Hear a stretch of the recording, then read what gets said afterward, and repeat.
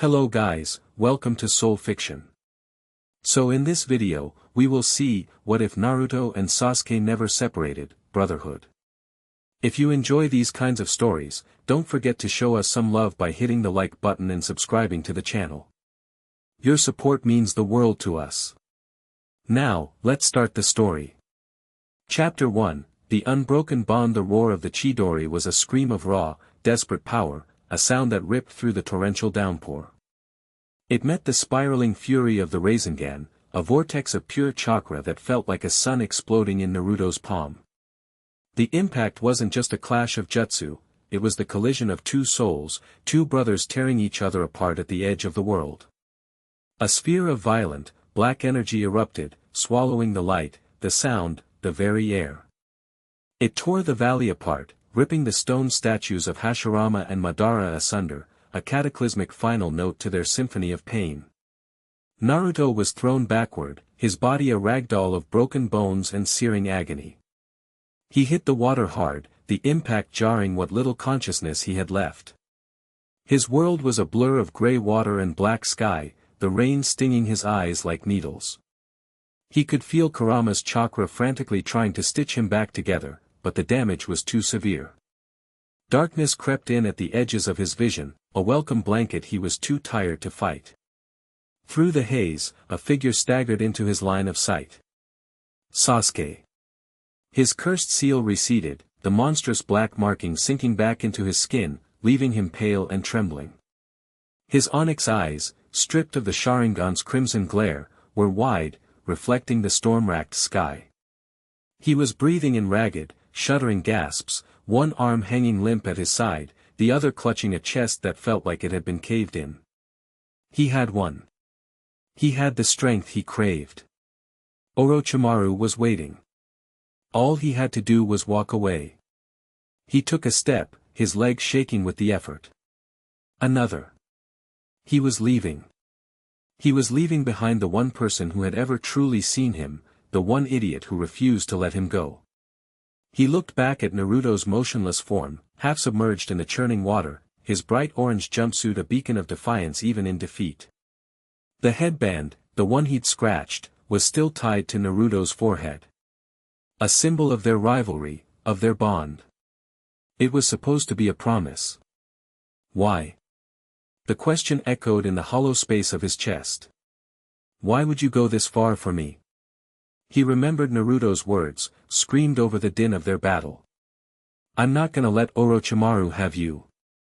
I'll drag you back to Konoha, kicking and screaming if I have to. Because for the first time, I've found a bond. I won't let you break it. Bond. The word was a poison and a bomb. It was the thing that made him weak, the thing he had to sever. But looking at Naruto, broken and bleeding for him, Sasuke felt the full, crushing weight of that bond settle over him. It wasn't a chain. It was an anchor. Running to Orochimaru meant gaining power, but what was that power for? To kill Itachi. And then what? He'd be alone, adrift in an ocean of hatred, with nothing and no one. He would become the very thing he despised, a man defined solely by his past, with no future. Naruto's face, even unconscious, was a picture of stubborn, idiotic resolve. He hadn't fought Sasuke to prove he was stronger. He had fought to keep his friend from falling into an abyss.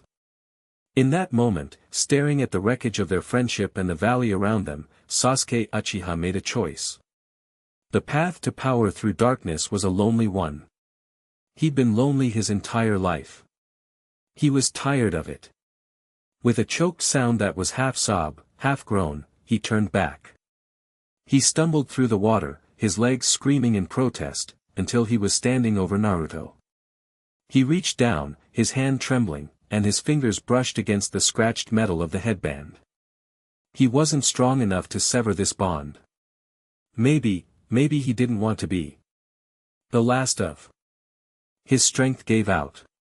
His vision swam, the world tilting on its axis.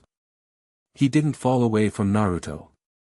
He collapsed right beside him, his body hitting the water with a heavy splash, his head resting on the stone bank just inches from his friend, his rival, his brother.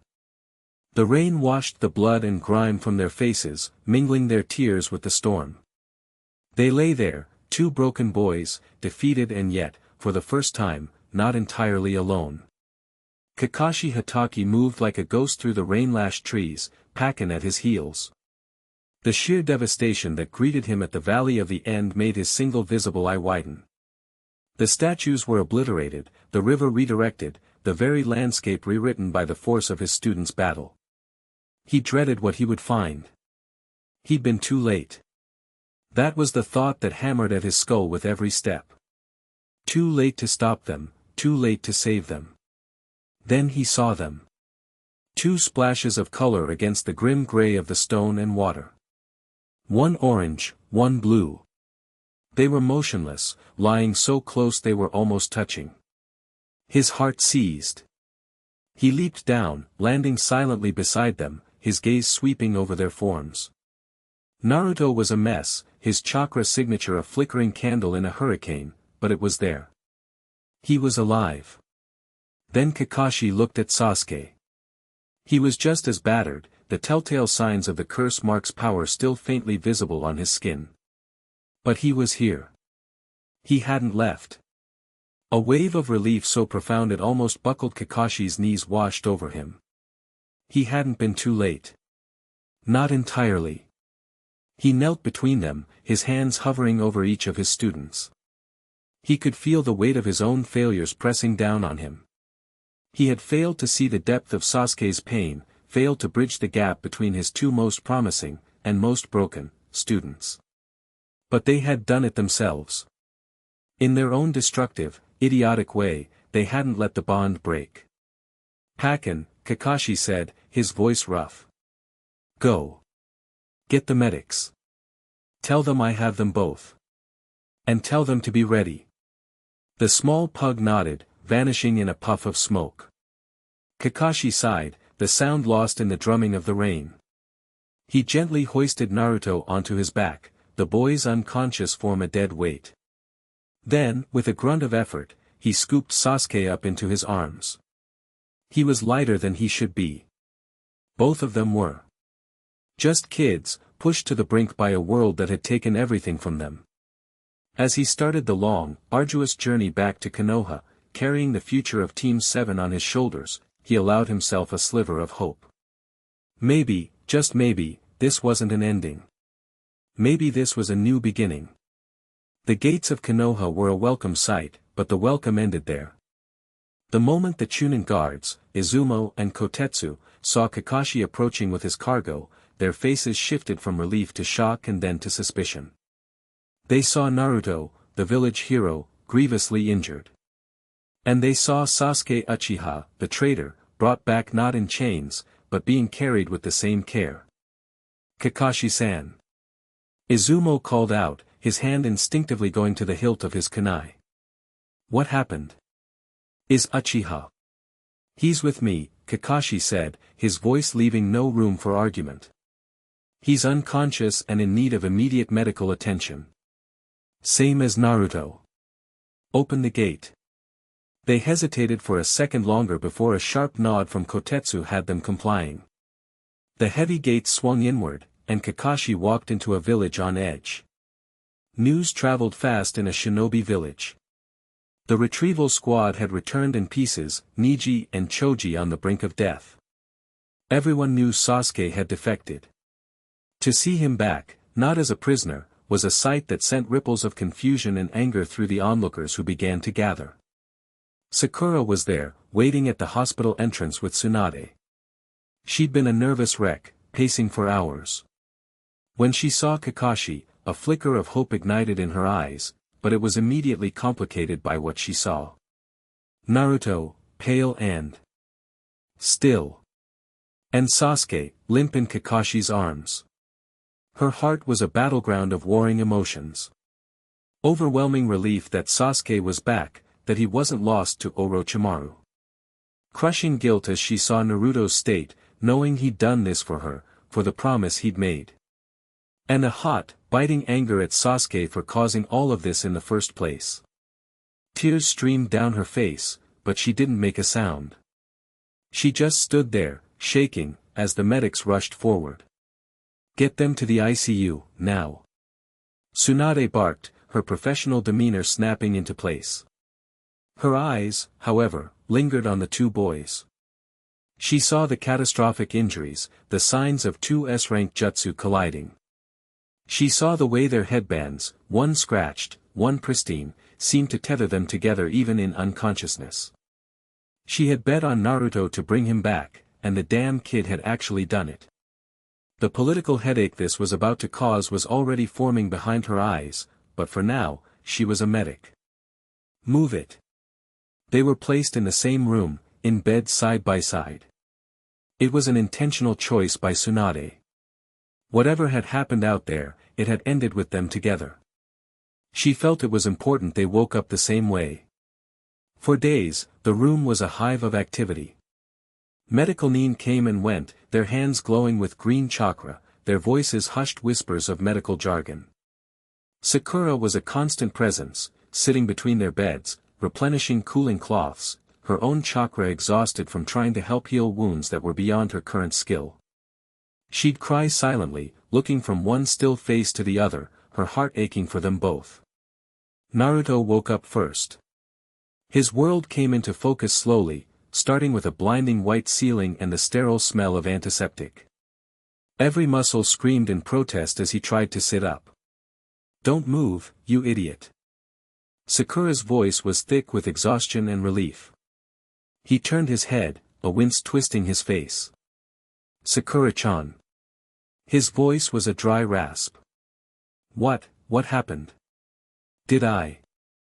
"You did it, Naruto," she whispered, fresh tears welling in her eyes.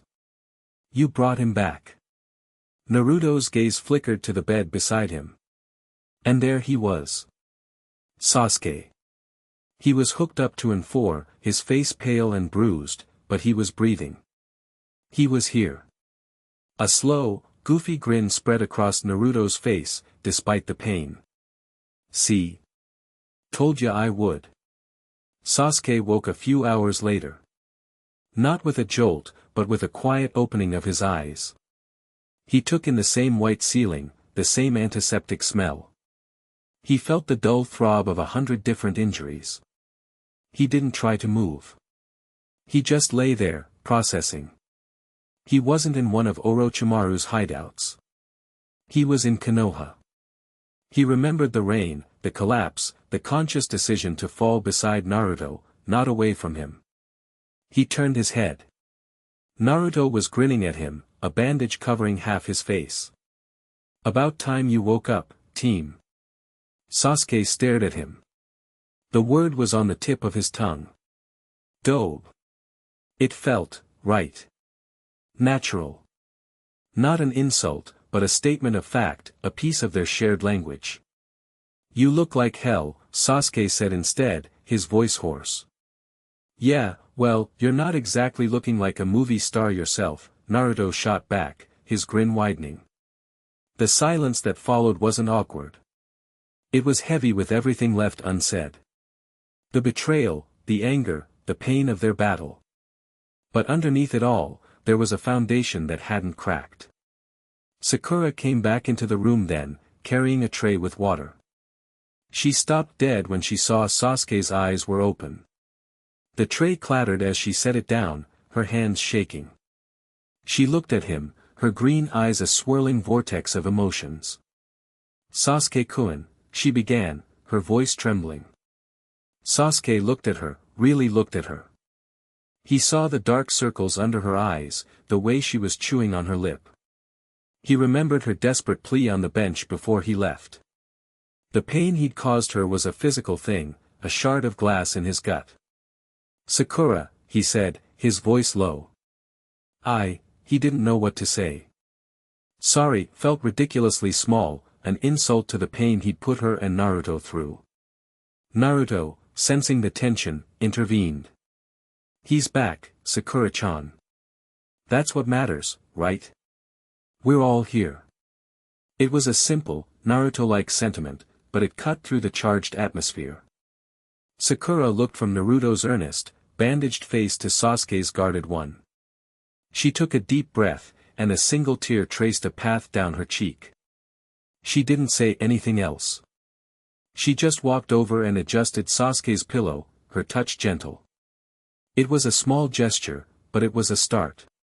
Team 7 was in the same room again. Battered and broken, but whole. Kakashi was the next visitor. He appeared in the window, as was his style, before casually letting himself in. He gave them his signature eye smile, though it didn't quite reach his eye. "Glad to see you're both awake," he said, leaning against the wall. "You gave us all quite a scare." "Kakashi-sensei," Naruto said, trying to sit up again and failing. "We kicked each other's butts pretty good, believe it." "I can see that," Kakashi said, his gaze settling on Sasuke. The playful tone was gone. "Sasuke. We need to talk about what happens next." Sasuke met his teacher's gaze without flinching. "I know. You committed treason," Kakashi stated, his voice flat. "You abandoned your post, deserted the village, and engaged a Konoha shinobi with intent to kill. You willingly went to join an S-rank missing nin who has openly declared war on this village. From a legal standpoint, the situation is dire." Naruto's head snapped around. "What? But he came back. I brought him back. That's gotta count for something." "It does, Naruto. It counts for everything," Kakashi said, his tone softening slightly.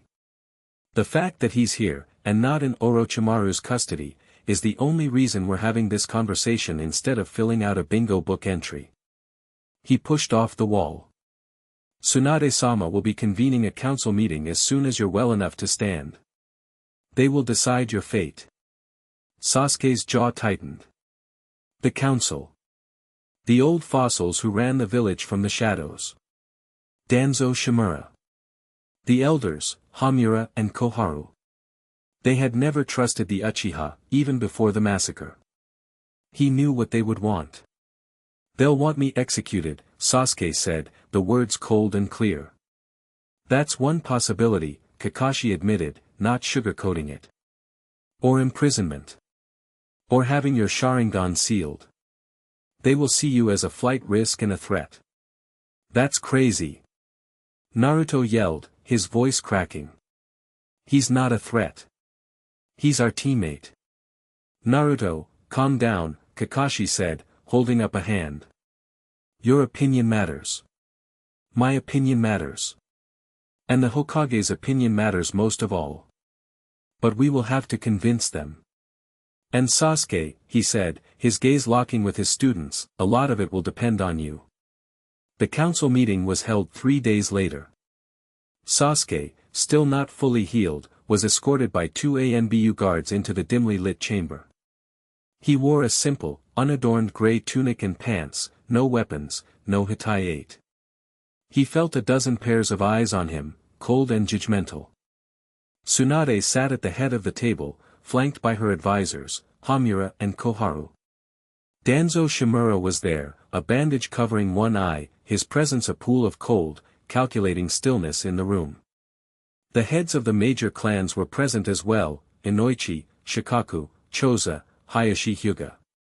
Kakashi stood behind Sasuke, a silent pillar of support. Naruto was there too, standing defiantly beside the Hokage's chair, ignoring the glares being sent his way. He wasn't supposed to be here, but he'd pitched such a fit that Tsunade had relented, on the condition that he kept his mouth shut unless spoken to. It was a condition everyone in the room knew he was unlikely to meet. "The council is now in session," Hamura Mitokado began, his voice dry as old parchment. "We are here to decide the fate of Sasuke Uchiha, genin of Konohagakure, who has committed an act of treason." Danzo spoke next, his voice soft but carrying an undeniable menace. "There is little to discuss.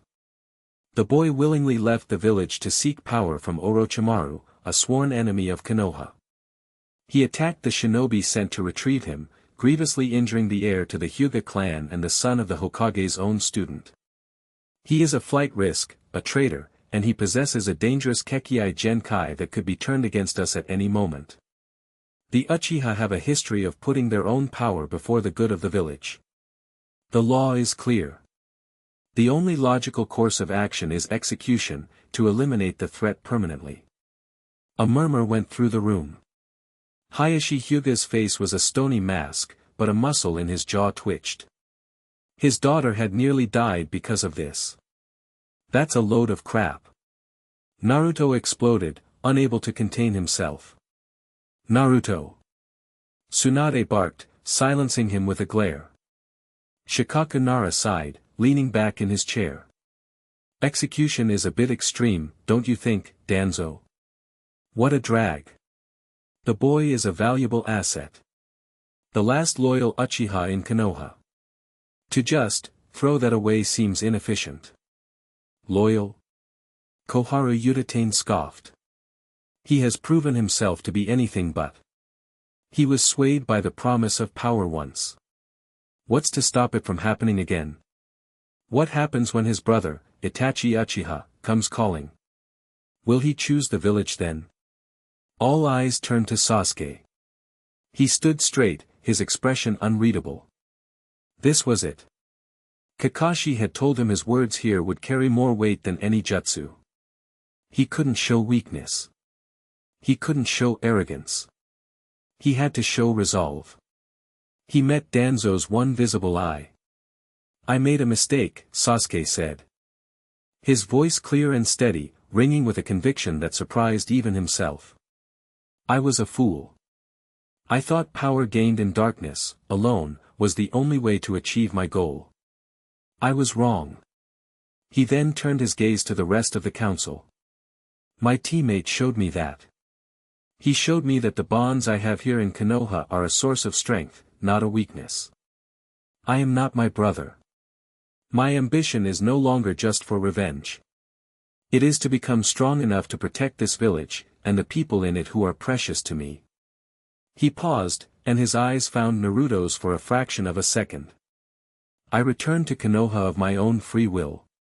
I am not asking for your trust. I will earn it. My power belongs to this village. The silence that followed was thick with tension. It was a good speech. Not a plea, but a declaration. It showed a maturity they hadn't expected. Danzo, however, was unmoved. Words are wind. He possesses the curse mark of heaven, a brand from Orochimaru himself. It is a leash that can be pulled at any time. He is a bomb waiting to go off in our midst. The curse mark can be sealed, Tsunade said, her voice booming with authority. I can develop a seal that will suppress its power, perhaps even sever the connection to Orochimaru entirely. It will take time, and it will be painful, but it is possible. And who will watch him? Hamura pressed. He cannot be allowed to roam free. This was the moment Kakashi stepped forward. I will, he said. I will take full responsibility for him. He will be under my direct supervision at all times. I was his sensei before, and I failed him. Allow me to rectify that mistake. That's not enough. Danzo snapped. A Jounin's supervision is not sufficient for a threat of this magnitude. He's right, Tsunade said, shocking everyone. She stood up, her presence filling the room. She was no longer just a council member, she was the Godame Hokage. Kakashi's supervision is not enough. Which is why Sasuke Uchiha will be placed under my direct command. He will be on permanent probation. He will be assigned a seal, monitored by ANBU around the clock. His missions will be assigned by me, and me alone. He will live in a secure apartment within the Konoha Intelligence Division complex. He will not leave the village without my express permission. Any sign of insubordination, any hint of betrayal, and I will deal with him myself. Are these terms acceptable, Danzo? Danzo's visible eye narrowed. It was a political masterstroke. She wasn't letting Sasuke off the hook, she was turning him into her personal weapon, under her absolute control. It was a compromise that was difficult to argue against. It acknowledged the risk while retaining the asset. He is still a risk, Danzo said, his last attempt to sway the room. And that's when Naruto spoke again, his voice quiet this time, but filled with an unshakable certainty that cut through the political maneuvering. "No, he's not," Naruto said, looking at Sasuke. "Because if he ever tries to leave again, if he ever falls into the darkness, I'll be there to pull him back. Every single time. He's my brother. You don't give up on family." The words hung in the air, simple, pure, and more powerful than any argument about assets or risks. It was the heart of the matter. Hayashi Hyuga closed his eyes, a faint, almost imperceptible nod his only response. Shikaku Nara cracked a small smile. Tsunade looked around the room. "All in favor of the terms of probation as I have laid them out." Hands went up, one by one. Even Danzo, seeing he was outmaneuvered, slowly raised his. It was decided. Back in the hospital room, the atmosphere was completely different. The weight of uncertainty had been lifted. Naruto was bouncing on his bed, chattering a mile a minute. I told you it would work out. Grandma Tsunade really laid down the law, huh? And you were so cool, Sasuke. My power belongs to this village. So dramatic. You totally sounded like a hero in a play." Sasuke was sitting on the edge of his bed, looking down at his hands. He felt hollowed out. Not in a bad way. It was the feeling of a great weight being removed. He had a path forward. A difficult, heavily scrutinized path, but a path nonetheless. A path that wasn't lonely. "Shut up, Dobe," he mumbled, but there was no heat in it. Kakashi leaned in the doorway, a genuine smile in his visible eye this time. "Well, Team 7 is officially back in business. It's not going to be easy. You'll be watched, Sasuke. Every move you make. But you're not alone." Sakura came in then, a tray of food in her hands. She had heard the news. She looked at Sasuke, and for the first time since he'd returned, her smile was genuine, untainted by fear or anger. "Welcome home, Sasuke-kun," she said softly. The words hit him harder than the Rasengan had. Home. He looked at Naruto, who was still rambling on with infectious enthusiasm. He looked at Sakura, her expression soft with a hope he felt he didn't deserve but was grateful for nonetheless. He looked at Kakashi, his teacher, who was willing to put his own reputation on the line for him. He was a pariah, a traitor on probation, a prisoner in his own village. But as he sat there, in that sterile hospital room, surrounded by the people he had tried so hard to leave behind, Sasuke Uchiha felt more at home than he had in a very long time. "Okay, so listen up," Naruto said, leaning over conspiratorially. "Since we're gonna be a team again, we need a new plan. We gotta get way stronger, believe it. Strong enough to take on that Akatsuki group and find your brother." Sasuke looked up, his onyx eyes meeting Naruto's cerulean blue. The goal was still there. Itachi. But something had shifted. It wasn't just a blind, all-consuming quest for revenge anymore. It was something they would face together. A problem to be solved, a mountain to be climbed. He wasn't just an avenger anymore. He was a shinobi of Konoha. He was a member of Team 7. He was Naruto's brother. A small, almost imperceptible smirk touched Sasuke's lips. "Try to keep up, Uzuratanki." It was all the answer Naruto needed. Chapter 1 and Chapter 2, Forging a New Path. The first week of Sasuke Uchiha's probation was a lesson in gilded cages. His new apartment was clean, functional, and utterly soulless. It was located deep within the walls of the Konoha Intelligence Division headquarters, a place that hummed with a quiet, unnerving energy. There were no windows that looked out onto the bustling village streets, only a single, reinforced pane of glass that offered a spectacular view of a gray concrete wall. He had a bed, a small kitchen, a bathroom, and 4 walls. 2 ANBU, their chakra signatures muted but ever present, were stationed outside his door around the clock. He was a prisoner with a nicer cell. Tsunade had been true to her word. The sealing process was excruciating. She'd had him strapped to a table in a secure medical ward, Kakashi standing grimly in the corner. She didn't use anesthetic. She said she needed his chakra pathways to be fully active to trace the curse mark's influence. It felt like she was pouring molten lead directly into the base of his neck. The three tomo of the curse mark writhed and twisted, a living thing fighting against its cage. Sasuke refused to scream. He bit down on the leather strap they gave him until his jaw ached, his body convulsing as Tsunade's hands, glowing with a complex, emerald green sealing formula, pressed down on him. When it was over, he was drenched in a cold sweat, trembling uncontrollably, the curse mark now overlaid with a spiraling black seal. "It's suppressed," Tsunade had said, wiping her brow. Her voice was clinical, but he saw the flicker of something that might have been respect in her eyes. "It's not gone. If you try to draw on its power, the seal will cause you unimaginable pain. If Orochimaru tries to activate it from a distance, the same thing will happen. Think of it as a shock collar. Misbehave, and you'll wish you were dead." So he spent his days in silence. He'd wake up, stretch, and perform the Uchiha's katas in the small living space until his muscles burned. He'd read the scrolls Kakashi brought him, advanced theory on chakra nature transformation, tactical analyses of famous battles. He ate the bland, pre-packaged meals that were delivered to his door. He was waiting. He didn't know for what, but he was waiting. He was doing what he was told. He was earning their trust, one silent, monotonous day at a time. On the 8th day, his routine was shattered by a loud, obnoxious banging on his door.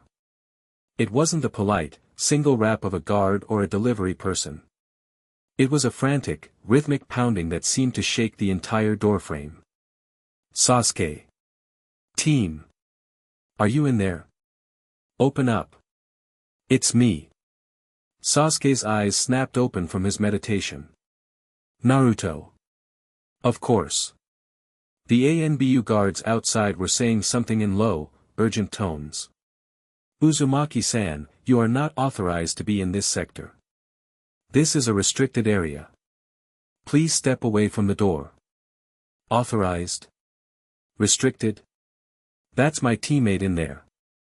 I'm his authorization. Now let me in before I huff, and I puff, and I blow this door down, believe it."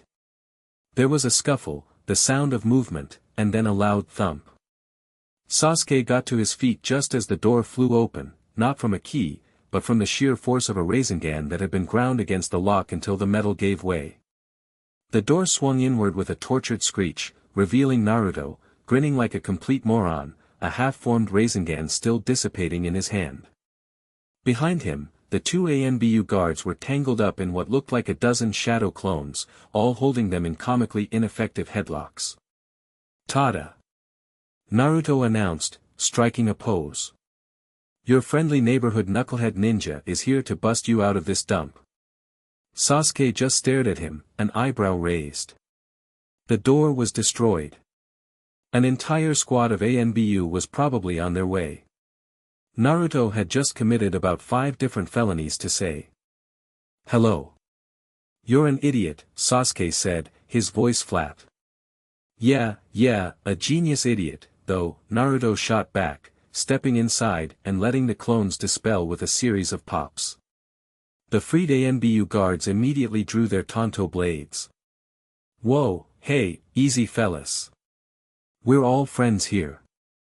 Uzumaki, you are under arrest for trespassing and assault on ANBU operatives," the lead guard, wearing a weasel mask, said in a cold, synthesized voice.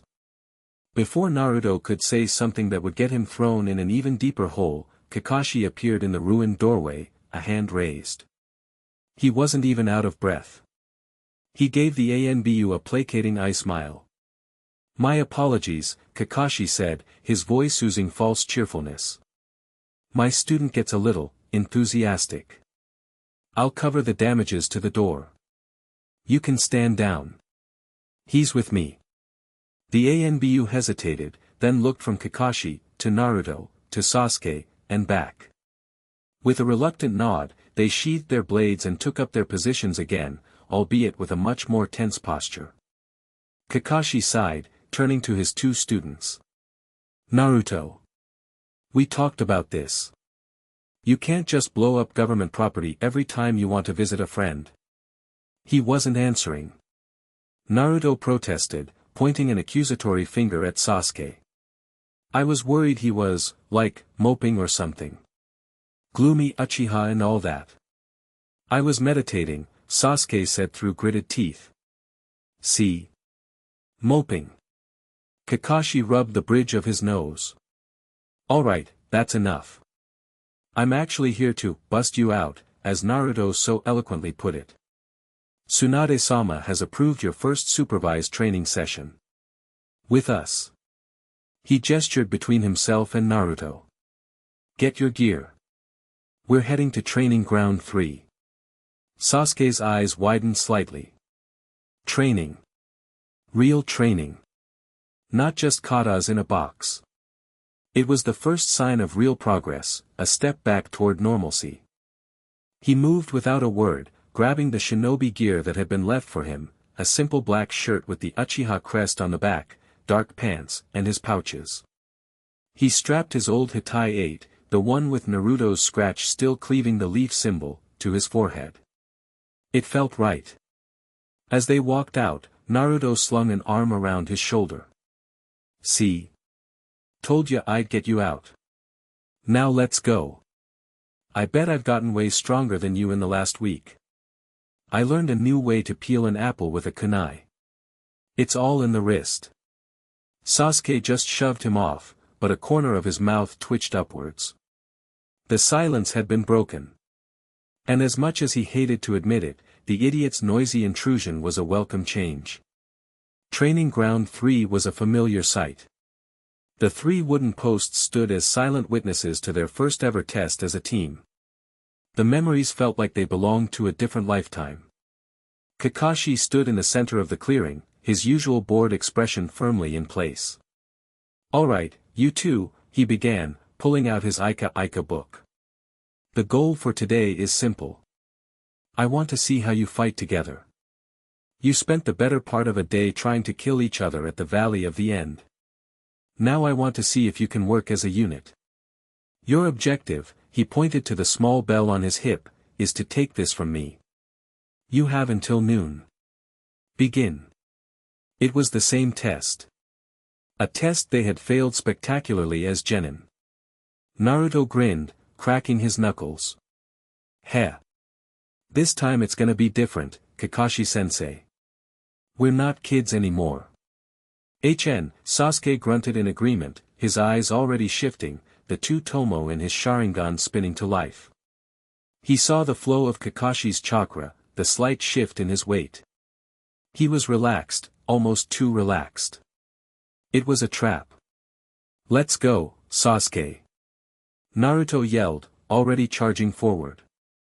Wait, you moron, we need a plan. Sasuke started, but it was too late. Naruto was a blur of orange, creating a dozen shadow clones that swarmed Kakashi from all angles. It was chaos. Naruto and his clones were all brute force and unpredictability, a tidal wave of fists and feet. Kakashi moved like water, flowing around them, redirecting a punch here, dodging a kick there, never staying in one place for more than a second.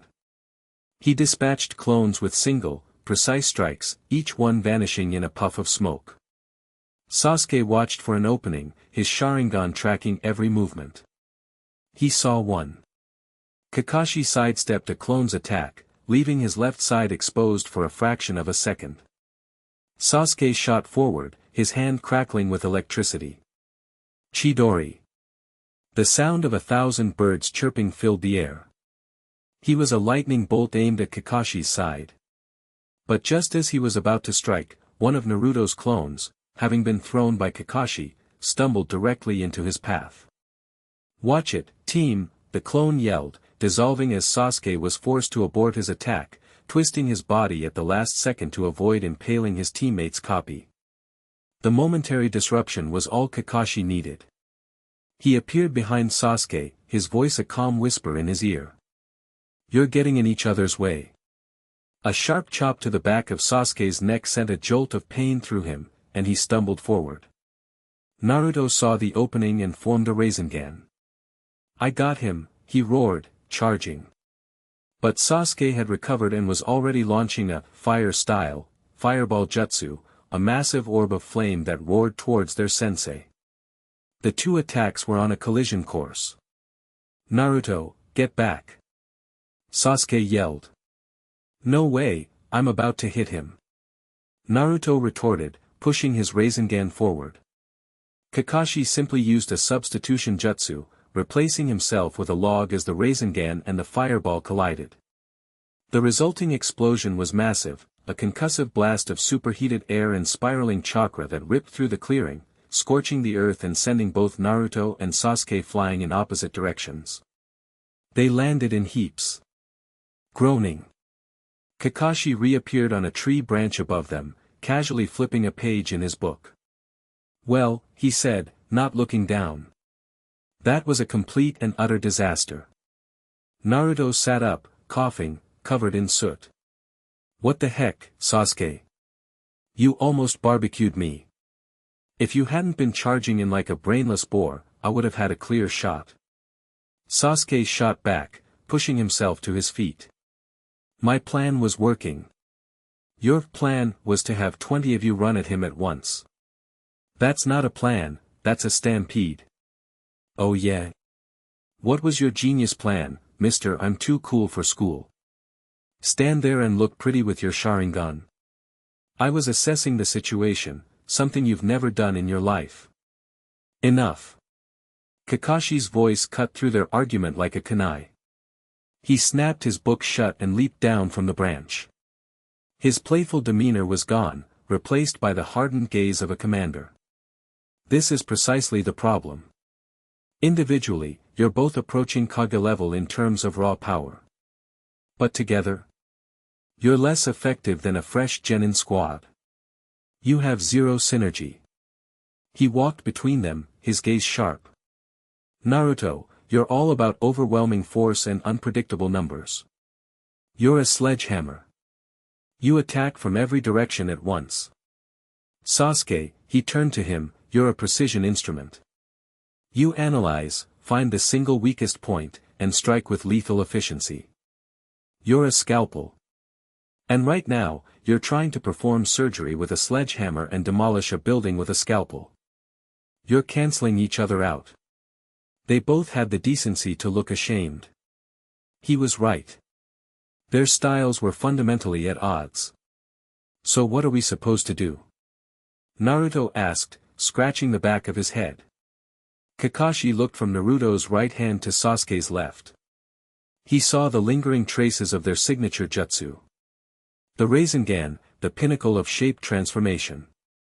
The Chidori, the pinnacle of nature transformation. An idea, one that was both insane and brilliant, began to form in his mind. "You're going to have to learn a new way to fight," Kakashi said. "You're not just going to combine your strategies. You're going to combine your chakra. Your very jutsu." Before he could elaborate, a boisterous, all too familiar laugh echoed from the edge of the clearing. "Gwahaha! Combining jutsu? Now that sounds like my kind of training. You're finally getting some good ideas, my little pupil." A large man with a wild mane of white hair and red lines running down from his eyes landed with a theatrical thud in the center of the clearing, striking a kabuki pose. He had a massive scroll strapped to his back. "Jiraiya-sama," Kakashi said with a sigh. "To what do we owe the pleasure?" "Pervy sage!" Naruto yelled, his face lighting up. "What are you doing here?"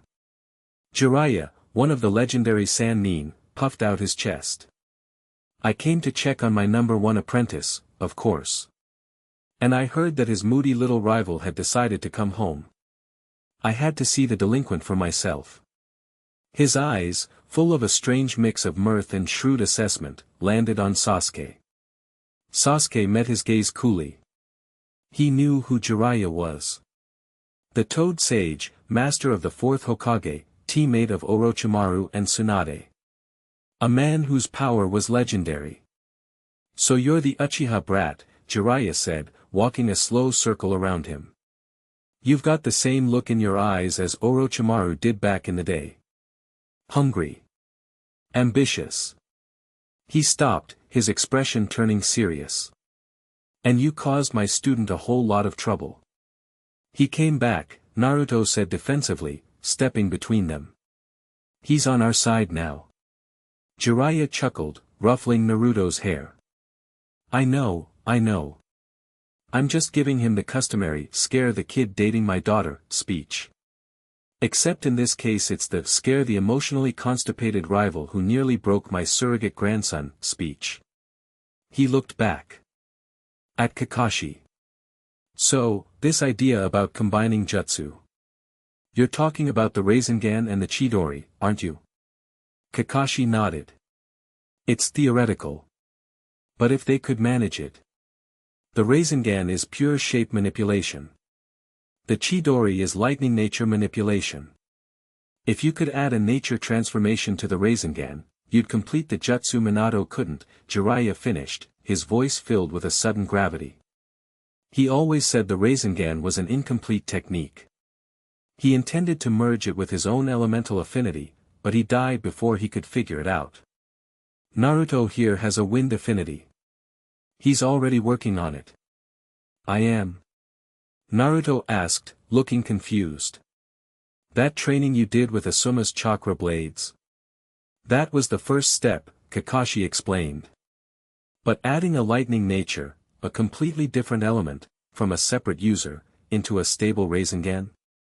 The level of chakra control and harmony required would be unprecedented. It would be more than just a new jutsu, Jiraiya said, a glint in his eye. It would be a symbol. Two opposing forces, two rival legacies, merging to create something stronger than either one alone. The ultimate combination attack. He grinned, a wide, toothy smile. I love it. It's got drama. It's got flair. Alright, kids, the pervy sage is taking over this lesson. Kakashi, you can go read your smutty books. Kakashi looked relieved. I think I will. Good luck. Try not to blow up the entire village. With a puff of smoke, he was gone. Jiraiya clapped his hands together. Alright. Let's get started. First things first, basic chakra synergy. Naruto, create a Rasengan. Uchiha, create a Chidori. Now, I want you to slowly, very slowly, bring them together. Naruto's eyes lit up with excitement. Alright. This is gonna be awesome. He created a swirling blue sphere in his palm with ease. Sasuke was more skeptical, but he complied, gathering lightning in his hand until it became a crackling, chirping mass of energy. The two of them stood facing each other, the hum of the Rasengan and the screech of the Chidori creating a discordant symphony. Okay, now bring them in, Jiraiya instructed, taking a few hasty steps back. They inched closer, their hands trembling with the effort of controlling the volatile jutsu. The air between them crackled with power. The closer they got, the more unstable the chakra felt. The two spheres of energy seemed to repulse each other, like opposing magnets. It's not working. Naruto grunted, sweat beading on his forehead. It's like they're pushing away from each other. Your chakra is fighting, Sasuke observed, his Sharingan analyzing the turbulent flow. Your wind-natured chakra and my lightning are clashing, not mixing. Force it. Jiraiya yelled. Push through. Find a rhythm. Harmonize your wavelengths. They both gritted their teeth and pushed.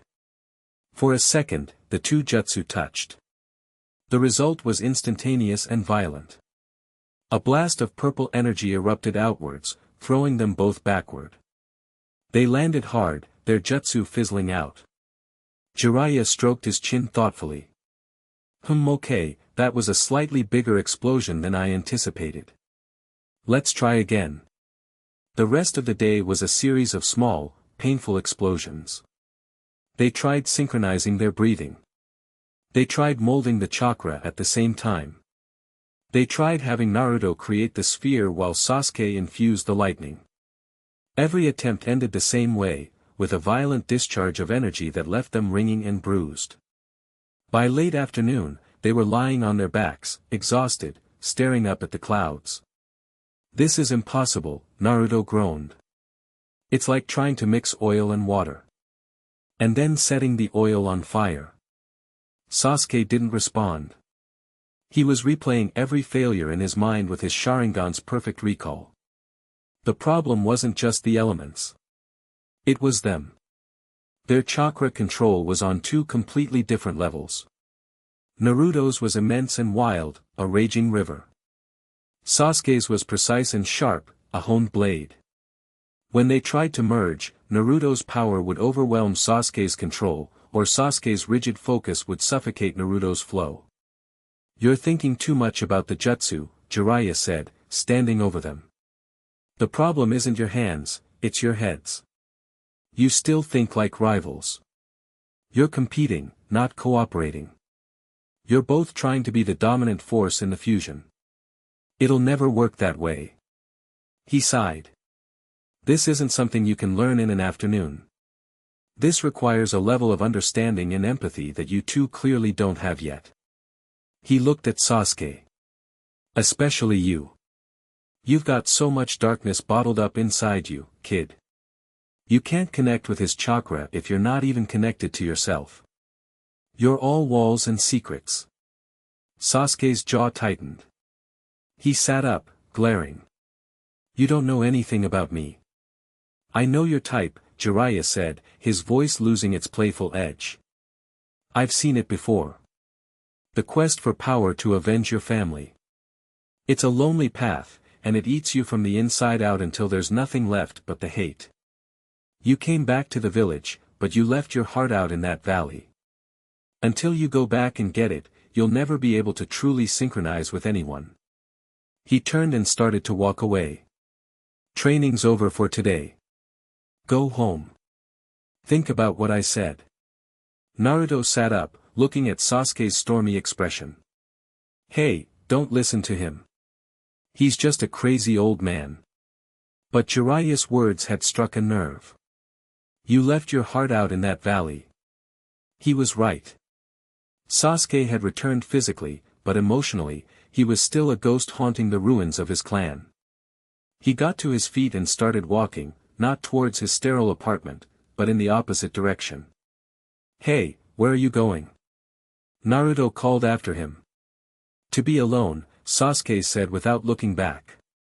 He walked through the familiar streets, his ANBU escort trailing him at a discreet distance. He ignored the whispers and the distrustful glances from the villagers. He was used to them. His feet carried him to a part of the village he hadn't dared to visit since his return. The Uchiha compound.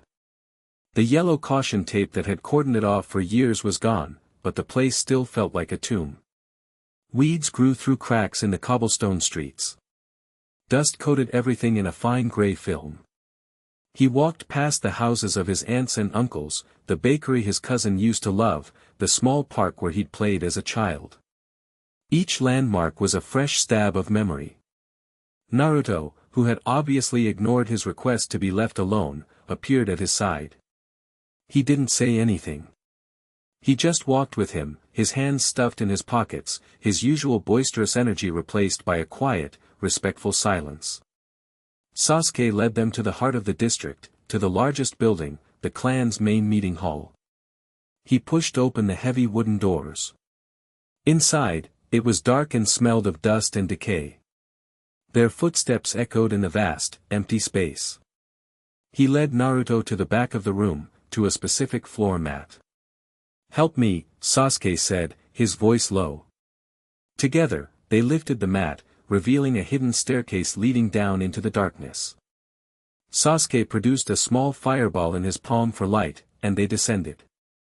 They emerged in a large, subterranean chamber. At the far end was a massive stone monument, carved with strange, swirling text. In the center, prominently displayed, was the Uchiha clan symbol. "This is the Naka Shrine," Sasuke said, his voice barely a whisper. "This is where my clan's most important secrets were kept." He walked towards the monument, his gaze fixed on it. "That night, after he killed everyone, he brought me here." Naruto watched him, his expression somber. He could feel the oppressive weight of the memory in the cold, still air. "He told me this is where the truth of the Uchiha was written," Sasuke continued, his hand tracing the stone carvings. "He wanted me to get strong. To awaken the same eyes he had, the Mangekyo Sharingan. He told me the secret to it was to kill my closest friend." He turned his head, his onyx eyes locking with Naruto's blue ones. "He wanted me to kill you." Naruto's breath hitched, but he didn't flinch. "He told me about the history of the clan," Sasuke said, turning back to the stone. "About a cycle of hatred. About how the Uchiha were destined for power and revenge. He wanted me to see the world as he did. As a place of suffering and lies, where power is the only truth. He filled my head with so much poison, so much hate, for years, that was all I had. It was the only thing that kept me going." He clenched his fist, his knuckles turning white. "When I fought you at the valley, I was trying to do what he said. I was trying to sever my bonds. I thought that was the only way to get the power I needed to kill him. I thought I had to become him to beat him." He finally looked away from the monument, his shoulders slumping. "But I couldn't do it. When I saw you lying there, broken and bleeding for me, I realized something. His path, the one he set for me, is a dead end. He's alone. He has nothing but his power. I don't want that. I thought I did, but I don't." He took a deep, shuddering breath. Jiraiya was right. "I've been holding on to that hate because I thought it made me strong. But it's just, heavy. It's been weighing me down." Naruto was quiet for a long moment, just letting the confession hang in the air. Then he walked over and stood beside Sasuke, looking up at the stone tablet. "You know, I don't know anything about a clan's history or destiny or any of that complicated stuff," Naruto said, his voice soft but firm. "Sounds like a bunch of junk written by old dead guys, to be honest." He nudged Sasuke's shoulder. "That stone tells you the story of the Uchiha up until now. But it's just a rock. It doesn't get to decide what happens next. You do." He grinned, his classic, irrepressible grin. "You get to write the next part of the story, team. And you're not writing it alone this time. You've got me, and Sakura-chan, and Kakashi-sensei. The Uchiha clan isn't just about revenge anymore. It's about a guy who's gonna help his knucklehead teammate become Hokage. That's a way better story, don't you think?" Sasuke stared at him. It was such a simple, idiotic, Naruto thing to say. And it was exactly what he needed to hear. He wasn't just the last Uchiha, a vessel for a cursed history. He was Sasuke. And his story wasn't over. A genuine, small smile touched his lips. "Yuzuratonki," he murmured. It meant idiot, but in that moment, it sounded a lot like thank you. They stood there in silence for a while longer before climbing back out of the shrine, leaving the dusty history behind them in the dark. The next morning, they were back at Training Ground 3. Jiraiya was already there, sitting on a stump, looking surprised to see them. "Back for more punishment, are we?" he asked. "We're ready," Naruto said, his voice full of a new determination. Sasuke just nodded, his expression clearer than it had been in years. "Oh." Jiraiya said, intrigued. "What's changed?" "We had a talk," Naruto said simply. Sasuke stepped forward. "Let's just do it." Jiraiya shrugged. "Alright, your funeral." Naruto formed his Rasengan. Sasuke formed his Chidori. They stood facing each other, the same two volatile jutsu as before. But this time, something was different. They closed their eyes. "Just feel it, Sasuke," Naruto said, his voice calm. Don't try to control it. Just, connect. Sasuke took a breath. He let go of the rigid control, the need to dominate the chakra. He didn't try to force his lightning into the Rasengan. Instead, he reached out with his chakra, not as a weapon, but as a hand. He felt for Naruto's chakra, that warm, chaotic, boundless energy, like the sun. He didn't fight it. He invited it in. He remembered Naruto's words in the shrine, his unwavering belief in him. He focused on that feeling. The bond. Naruto, in turn, felt Sasuke's chakra. It was no longer a cold, sharp blade. It was still precise, still focused, but there was a current of something else flowing through it now. Trust. He quieted the storm of his own power, condensing the Rasengan, making it stable, a welcoming vessel. They slowly brought their hands together. The Rasengan and Chidori touched. This time, there was no explosion. The screech of the Chidori and the hum of the Rasengan began to merge, the pitch rising until it became a single, clear, resonant tone. The blue sphere of the Rasengan began to change. Arcs of white lightning, small and controlled, began to dance across its surface.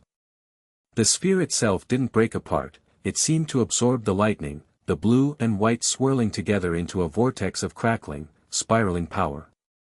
The air grew heavy, thick with ozone and raw energy. It was small, no bigger than a normal Rasengan. It was unstable, flickering and spitting sparks. But it was holding. They had done it. They both opened their eyes, staring in awe at the creation in their hands. Whoa, Naruto breathed. Jiraiya's jaw was on the floor.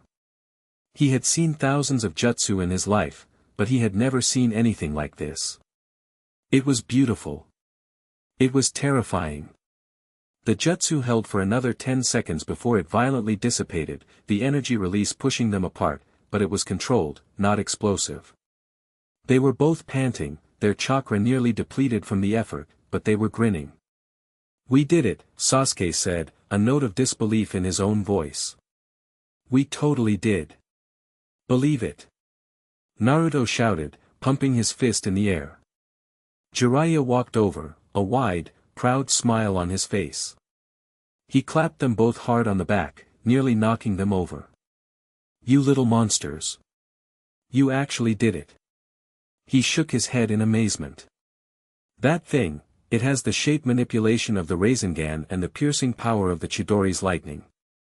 The potential is limitless. He looked at them, not just as a teacher looking at students, but as a veteran shinobi seeing the future.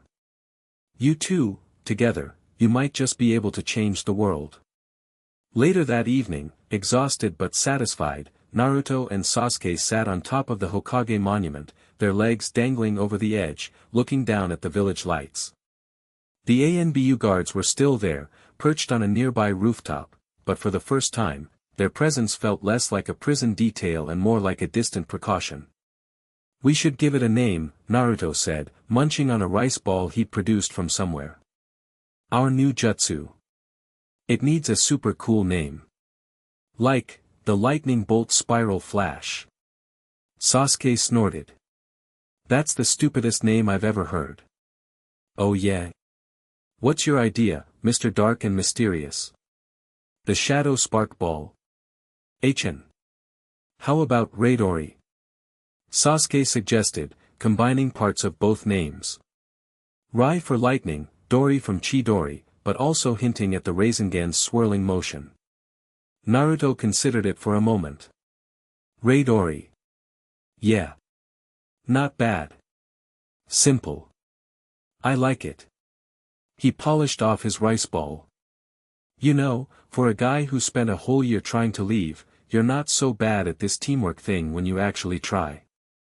Sasuke didn't reply. He just looked out at the village, his village. He saw the academy, Ichiraku Ramen, the hospital where he'd woken up. For the first time, he wasn't just looking at a collection of buildings. He was looking at a home. A home he had a reason to protect. The desire for revenge against Itachi still burned within him, a cold fire in his soul. But it wasn't the only fire anymore. It now shared space with something else. Something warmer. Stronger. The path ahead was still dark and uncertain. The Akatsuki were out there. Itachi was out there.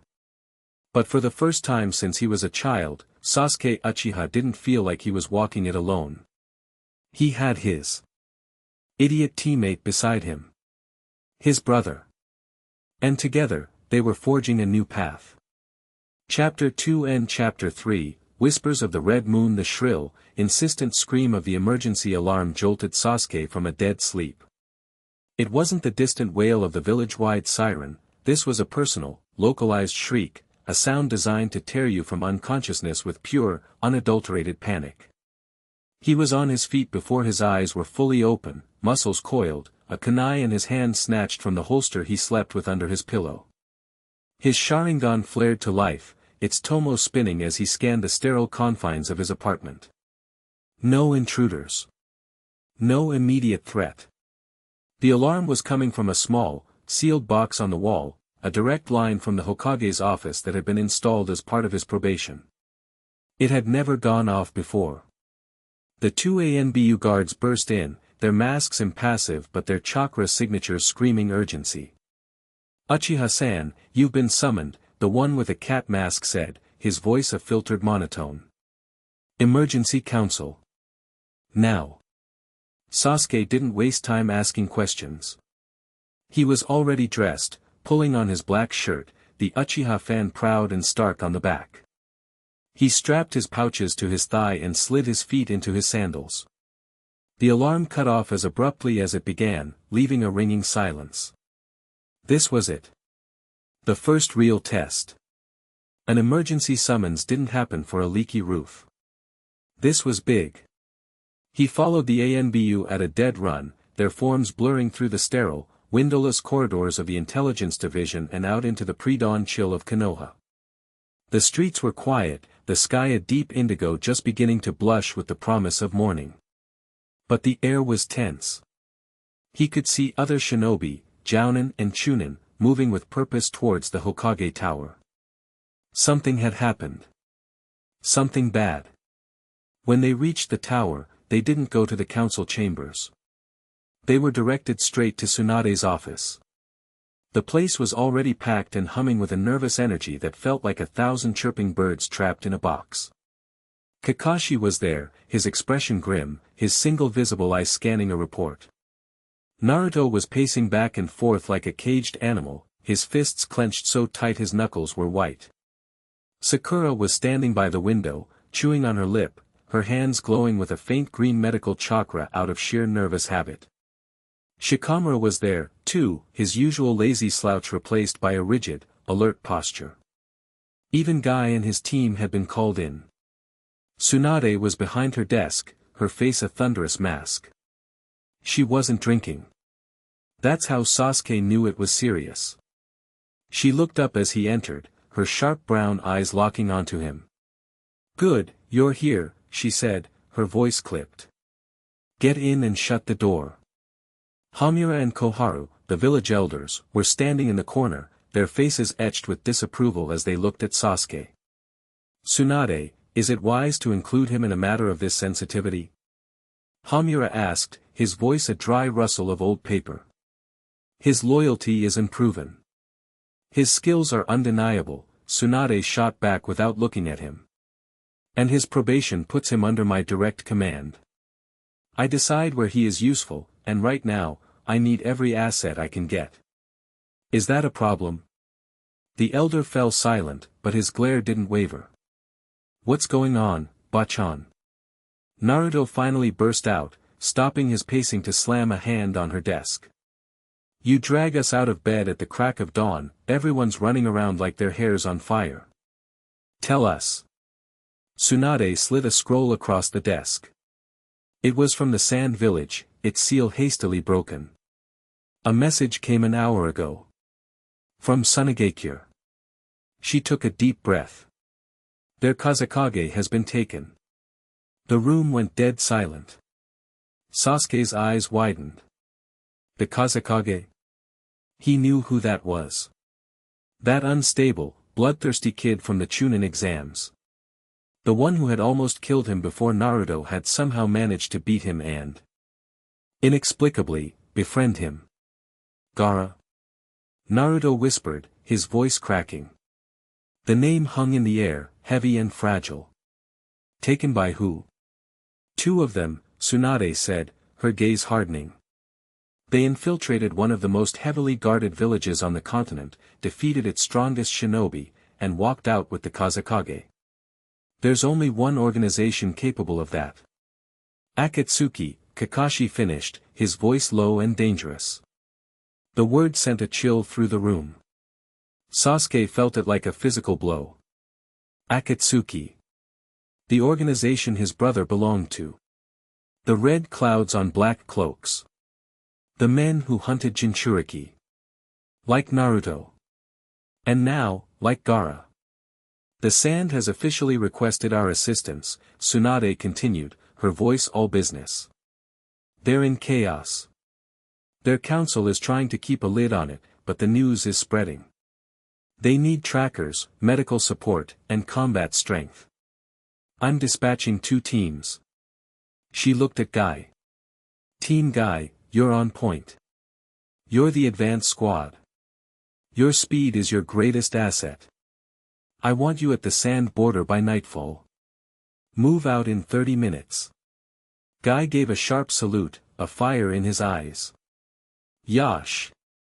We will race to our youthful comrades' aid with the full fire of our passion. Lee, next to him, was practically vibrating with intensity. Niji and Tenten just nodded, their expressions already focused. They turned and left without another word. Tsunade's gaze then fell on the rest of them. Team Kakashi, you're the primary support and combat unit. Kakashi, you're in command. Kakashi nodded. Understood. What about me? Shikamaru asked, stepping forward. My team is available. You're staying here, Tsunade said. I need you and your father to start running strategic simulations.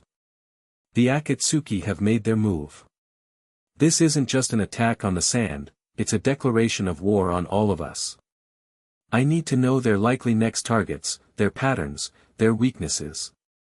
I need a plan for when they come for Naruto. The last sentence was delivered with a hard look at the blonde in question, who was trembling, not with fear, but with a furious, simmering rage.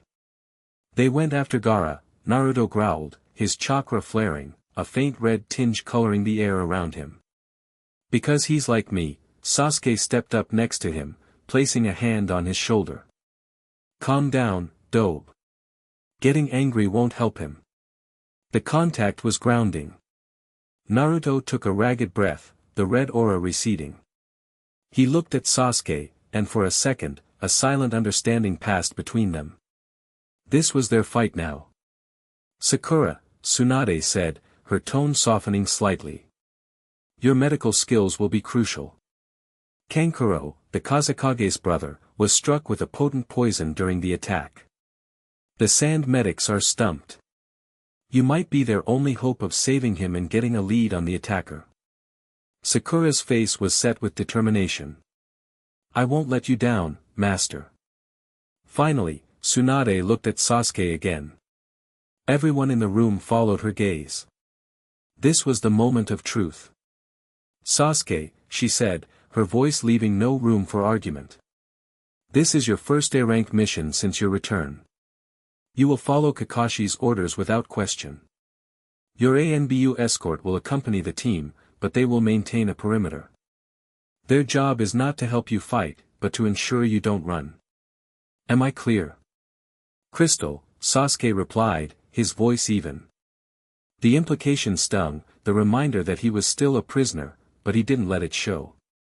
This was his chance to prove them wrong. To prove that his declaration in the council chamber wasn't just words. Good, Tsunade said, standing up.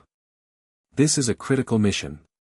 The alliance with the sand is fragile, and it's one of the only things keeping the other great nations in check. If Gaara dies, that alliance could crumble, and the Akatsuki will be one step closer to their goal. Failure is not an option. Now get the hell out of my office and get moving. They didn't need to be told twice. They met at the main gate 20 minutes later. The sun was just beginning to crest the horizon, painting the sky in shades of orange and pink. Sakura was handing out supplies, soldier pills, antidotes, chakra-infused salves. Her movements were efficient and precise. She had grown up so much. She handed a pouch to Sasuke. "Be careful, Sasuke-kun," she said, her voice low. "Both of you." Her gaze flickered to Naruto. "Don't worry, Sakura-chan," Naruto said, trying for a confident grin, but it didn't quite reach his eyes. "We'll get Gaara back, and we'll all be back for ramen before you know it." "Believe it." Sasuke just nodded, securing the pouch. He saw Shikamaru and Choji standing nearby, seeing them off. Choji gave a small wave. Shikamaru just watched, his hands in his pockets. He caught Sasuke's eye and gave a short, almost imperceptible nod. It was a sign of acknowledgement. Maybe not trust, not yet, but it was something. "All right, team," Kakashi said, pulling up his headband to uncover his Sharingan. "The trip to Suna is 3 days on foot. We're going to do it in 1. And with that, they were off, a blur of motion as they leaped into the trees, leaving the village behind. The 2 ANBU guards, one with a weasel mask and one with a crow mask, shadowed them from a distance, their presence a constant, low hum at the edge of his senses. They moved at a pace that would have killed a normal genin, leaping from branch to branch, the world a rushing tapestry of green and brown. There was no banter, no wasted motion. The urgency of the mission hung over them like a shroud. Naruto was in the lead, his desire to get to Gaara pushing him forward like a physical force. Sasuke ran beside him, easily keeping pace, his mind already working. Akatsuki. 2 of them. He remembered the last time he'd seen one. Itachi. And that shark-faced man, Kisame. They were monsters, operating on a level he hadn't been able to comprehend back then. But he wasn't that same kid anymore. That night, they made a cold camp near the border of the Land of Fire. Kakashi took the first watch. Naruto was trying to sleep but kept tossing and turning. Sakura was meticulously rechecking her medical supplies by the light of a small, contained flame. Sasuke sat with his back against a tree, sharpening a kunai, his senses on high alert. "You're thinking about him, aren't you?" Sasuke looked up. Naruto had sat up and was looking at him, his face illuminated by the flickering firelight. "Your brother," Naruto clarified. Sasuke didn't deny it. "This is his organization. His handiwork. Of course I'm thinking about him." Do you think he was one of the ones who attacked the sand?" Naruto asked, his voice quiet. "I don't know," Sasuke admitted. It was a possibility. The thought of facing Itachi now, like this, sent a complicated jolt through him. He was stronger, much stronger. But was he strong enough? And more importantly, with Naruto and the others here, would he be able to focus on his revenge, or would he be focused on protecting them? His priorities had shifted.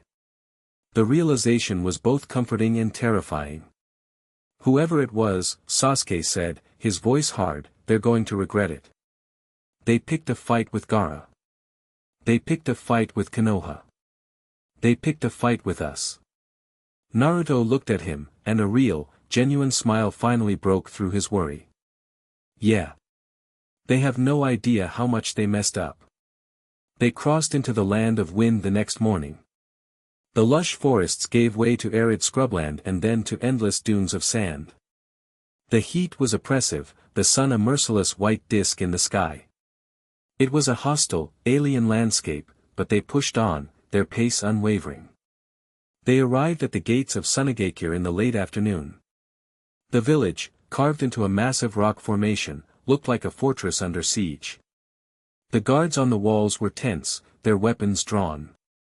The atmosphere was thick with fear and suspicion. A man was waiting for them at the gate. He had purple markings on his face and a severe expression. Baki, a Suna Jounin they recognized from the Chunin exams. You made good time, Baki said, his voice gruff. He didn't bother with pleasantries. Follow me. The council is waiting. He led them through the winding streets. The villagers they passed stared at them, their faces a mixture of hope and resentment. They were outsiders, come to help, but their presence was also a stark reminder of their village's failure to protect its own Kage. The situation was even worse than they'd thought. Kenkuro was in the ICU, his body racked with convulsions. His puppet, Karasu, lay in pieces in the corner of the room, dismantled during the fight. Sakura immediately went to work, her expression one of intense focus. She pushed everyone out of the room except for Asuna medical nin to assist her. The poison is unbelievable, Sakura explained a few minutes later, coming out to brief them. She was holding a small sliver of metal from one of the weapons that had struck him. It attacks the cells and breaks them down, while simultaneously acting as a neurotoxin. I've never seen anything like it. Standard antidotes are useless. She paused, looking at the fragment. But I think I can synthesize a cure. It'll take a few hours, but I can save him. A wave of relief went through the Suna shinobi. Baki gave Sakura a look of profound respect. You have our thanks. While Sakura worked her medical magic, Kakashi, Naruto, and Sasuke were briefed on the attack. The two Akatsuki members had been a man with a mouth on his palm who used explosive clay birds, and a hunched-over figure who looked like a puppet. A puppet user? Kakashi mused. And Kankuro was defeated and poisoned. It sounds like the work of Sasori of the Red Sand. The name sent another ripple through the Suna council.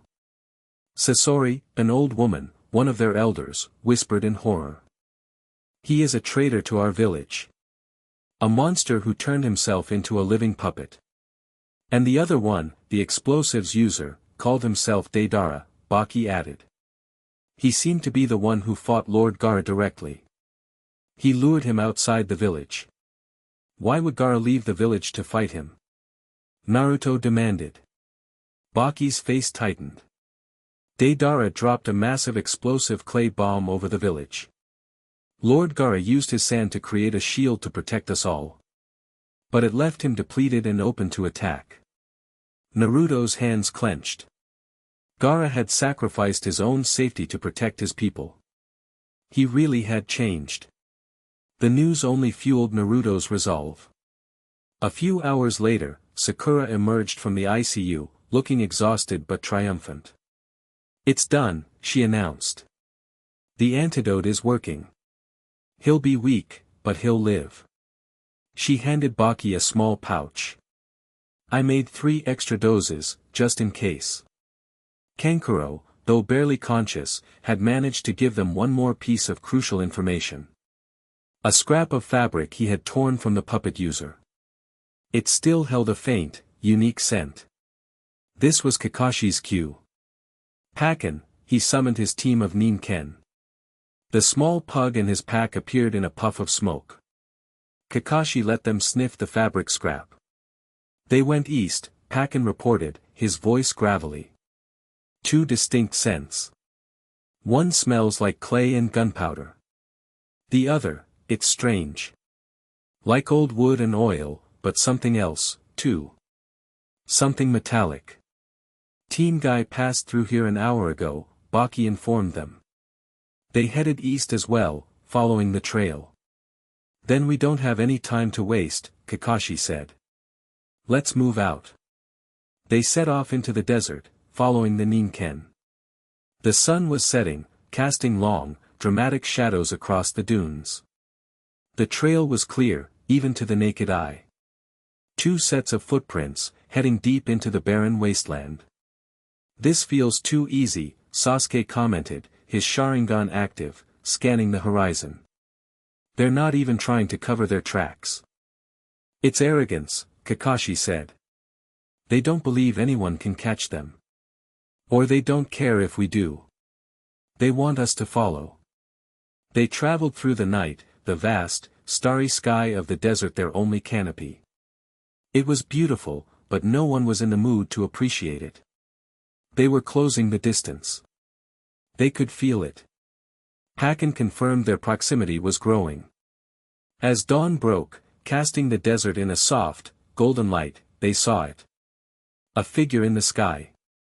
A large, white bird, gliding on the morning thermals. It was circling lazily, as if waiting. There were 2 people on its back. Akatsuki. There they are, Naruto growled. As they got closer, one of the figures leaped off the bird and continued on foot. The bird, with its single rider, turned and began flying directly towards them. They're splitting up, Kakashi observed. A classic pincer move. One to delay us, the other to proceed with the objective. Guy's team is probably engaging the one on foot. We'll take the flyer. The clay bird descended, and they got a clear look at the rider. He was young, with long blonde hair tied back in a ponytail, and a strange scope over one eye. He wore the signature black cloak with red clouds. He was grinning, a wide, arrogant smirk. Deidara. Well, what do we have here? Deidara's voice carried on the wind. More Konoha filth. And look. The Ninetales Jinchuriki and an Uchiha. Sasori, my man, you sure know how to pick a trail to follow, 2 for the price of 1. Where's Gaara? Naruto roared. Deidara just chuckled. The One-Tails? He's being taken care of. Don't worry, you'll be joining him soon enough. My art will make sure of it. He reached into the pouches on his hips, and his hands, each with a grotesque mouth in the palm, began chewing on a piece of white clay. Art is an explosion. He tossed a handful of small, bird-shaped clay figures down at them. They swooped and dived like actual swallows. Scatter! Kakashi yelled. They leaped apart just as the clay birds exploded, sending up massive plumes of sand and concussive force. The heat was intense. He attacks from the air. We're at a disadvantage on the ground, Kakashi stated, landing gracefully. We need to bring him down. Leave it to me. Naruto yelled. He formed a seal. Multi-shadow clone jutsu. In an instant, the desert floor was swarming with 100 Narutos, all of them glaring up at Deidara. Alright, guys. Let's get him. The clones charged, some throwing kunai and shuriken, others trying to leap high enough to reach the bird. It was pure, chaotic spectacle. Deidara just laughed. More targets. My art loves an audience. He dropped larger, spider-like clay bombs into the swarm. The resulting chain reaction of explosions was devastating, wiping out dozens of clones in a matter of seconds. It's no good. Sasuke yelled over the din, he's just picking them off. It's a waste of chakra. His Sharingan was spinning, tracking Deidara's every move, the flight path of every bomb. His bombs have different trigger mechanisms. Some are on impact, some are on a timer, and some he triggers with a hand sign. Katsu. That's the command. Good work, Sasuke, Kakashi praised. Naruto, stop with the random swarm. We need a coordinated attack. Right, the real Naruto called out, leaping back to join them. Sasuke, you're our eyes, Kakashi commanded, his mind working at lightning speed. Call out his attacks. Predict his movements. Naruto, I need you to create a diversion, but a smart one. Use the terrain. Create dust clouds, anything to obscure his vision. I'll look for an opening to strike. Got it, they said in unison. The dynamic of the fight shifted immediately. Sasuke stood his ground, his red eyes fixed on the sky. He's dropping a big one. Dead center. Shape is humanoid. On it. Naruto made a hand sign. Wind style, great breakthrough. He inhaled and exhaled a massive gust of wind, not at Deidara, but at the sand in front of them. A colossal wall of sand and dust roared into the air, completely obscuring Deidara's line of sight. The humanoid bomb dropped into the dust cloud and exploded, but they were already gone, having used the cover to move. "He's banking left," Sasuke called out. "He's coming around the cloud." "Naruto, now!" Kakashi ordered. Naruto, who had created 5 clones under the cover of the dust, had them all working on a single, massive Rasengan. Giant Rasengan. A group of clones hurled the real Naruto through the air, right out of the top of the dust cloud, like a cannonball. Deidara was caught by surprise, his attention focused on where they had been. He turned just in time to see Naruto bearing down on him, the massive blue sphere crackling with power. "Tch." Deidara grunted, forcing his bird into a sharp dive. The Rasengan grazed the bird's tail, ripping a chunk of clay from it and sending it into an unstable wobble. "Damn you!" Deidara screamed, regaining control. "You pests are more annoying than I thought, He spat out more clay, creating a dozen birds that flew at Naruto, who was now falling through the air. "Sasuke!" Kakashi yelled. Sasuke was already moving. He ran his hand along a wire he'd laid out moments before. Fire style, Dragon Flame Jutsu. He exhaled a stream of fire that traveled along the wire, creating a guided projectile of flame that intercepted half of the clay birds, detonating them harmlessly in midair. Kakashi appeared beside the falling Naruto in a swirl of leaves, grabbing him and landing safely on the ground. "Nice save," Naruto panted. "Nice attack," Kakashi countered. "We have him rattled." "He's getting angry," Sasuke observed, his gaze still locked on their opponent. "His art is getting sloppy." Deidara was fuming. These guys were actually coordinating. The Uchiha could see his every move, the Jinchuriki was a powerhouse of raw chakra, and the Kopinin was filling in all the gaps. It was infuriating. "That's it. Time to show you true art," he yelled. He began molding a huge amount of clay, forming it into a massive bird, a C2 dragon. But he stopped. He looked down at them, a shrewd look in his eyes. He only had one target here today, the Jinchuriki. Getting into a prolonged fight with a full Konoha team, including an Uchiha, wasn't the mission. Sasori was probably getting impatient. "You know what? As much fun as this has been, my schedule is a little tight today, Deidara said with a condescending smirk. "But I can't leave without a proper farewell." He bit off a final, massive piece of clay. He molded it into a perfect replica of himself. The clay clone smiled. "This one has a lot of my finest chakra kneaded into it. Think of it as my masterpiece." The clone leaped from the bird, plummeting towards them.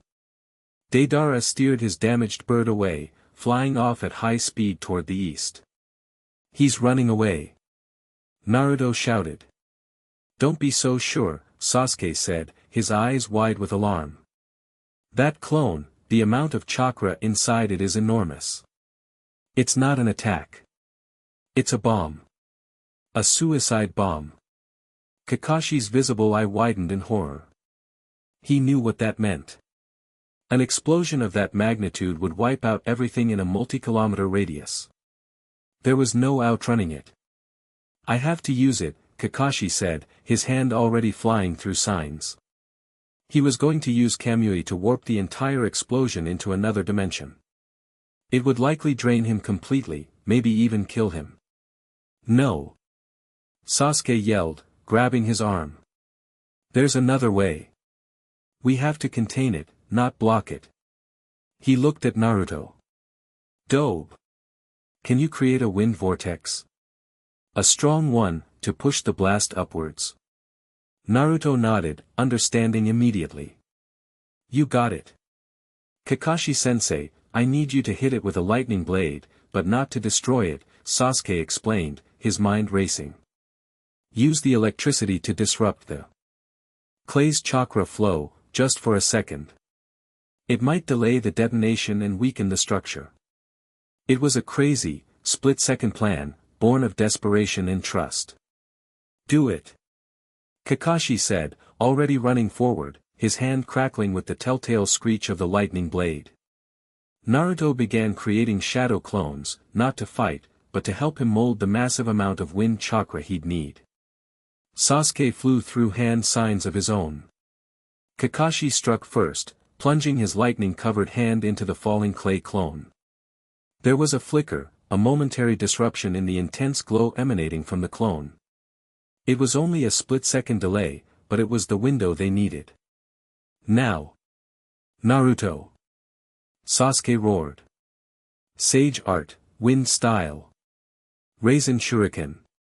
Naruto yelled, pouring every last bit of his energy into the technique he was still perfecting. A massive, shuriken-shaped vortex of wind formed in his hand and he hurled it, not at the bomb, but at the ground directly beneath it. The Raisin shuriken didn't explode. Instead, it created a massive, upward spiraling tornado of wind. At the exact same moment, Sasuke clapped his hands on the ground. Earth style, earth flow river. The sand beneath them turned to mud, but he wasn't trying to trap the clone. He was manipulating the ground itself, creating a massive concave bowl, like a satellite dish, around the point of impact. The clone hit the center of the Raisin shuriken's vortex. The plan worked. The initial blast, which should have expanded outwards in a destructive sphere, was instead caught by the tornado and funneled straight up, a pillar of incandescent light and fire that shot into the heavens. Sasuke's earthen bowl helped shape the initial blast, preventing it from spreading along the ground. The sound was deafening, a roar that shook the very foundations of the desert. The pillar of fire climbed higher and higher, a man-made sun that turned the sky white. The shockwave, even directed upwards, was immense, kicking up a hurricane of sand that blasted them backward. They lay there for a long time, their ears ringing, the sky still unnaturally bright above them. They were covered in sand, exhausted, and drained of chakra, but they were alive. Sasuke pushed himself up, coughing. Did it work? Naruto gave a weak thumbs up from his crater. I think so. Kakashi was on his knees, panting, his lightning blade having fizzled out. That was an inspired piece of strategy, Sasuke. And incredible power, Naruto. He looked at them, a flicker of immense pride in his eye. You too, you really have changed. They had survived. They had faced a high-ranking member of the Akatsuki and, through sheer, brilliant teamwork, had forced him into a tactical retreat and survived his final, devastating attack. They hadn't won, but they hadn't lost either. They had proven that Team 7 was back. And they were a force to be reckoned with. But there was no time to celebrate. Far to the east, a faint trail of smoke from Deidara's fleeing bird was still visible against the sky. Gaara was still in their hands. The real fight was just beginning. Chapter 3 and Chapter 4, The Serpent's Shadow. The world returned in a rush of ringing ears and the sharp, gritty taste of sand. Sasuke pushed himself onto his elbows, his entire body screaming in protest. Every muscle felt like it had been individually tenderized with a meat mallet. The sky above was still unnaturally bright, a bruised purple canvas where a pillar of impossible fire had just been. A fine layer of superheated sand coated everything, and the air was thick with the smell of ozone and burnt rock. They were alive.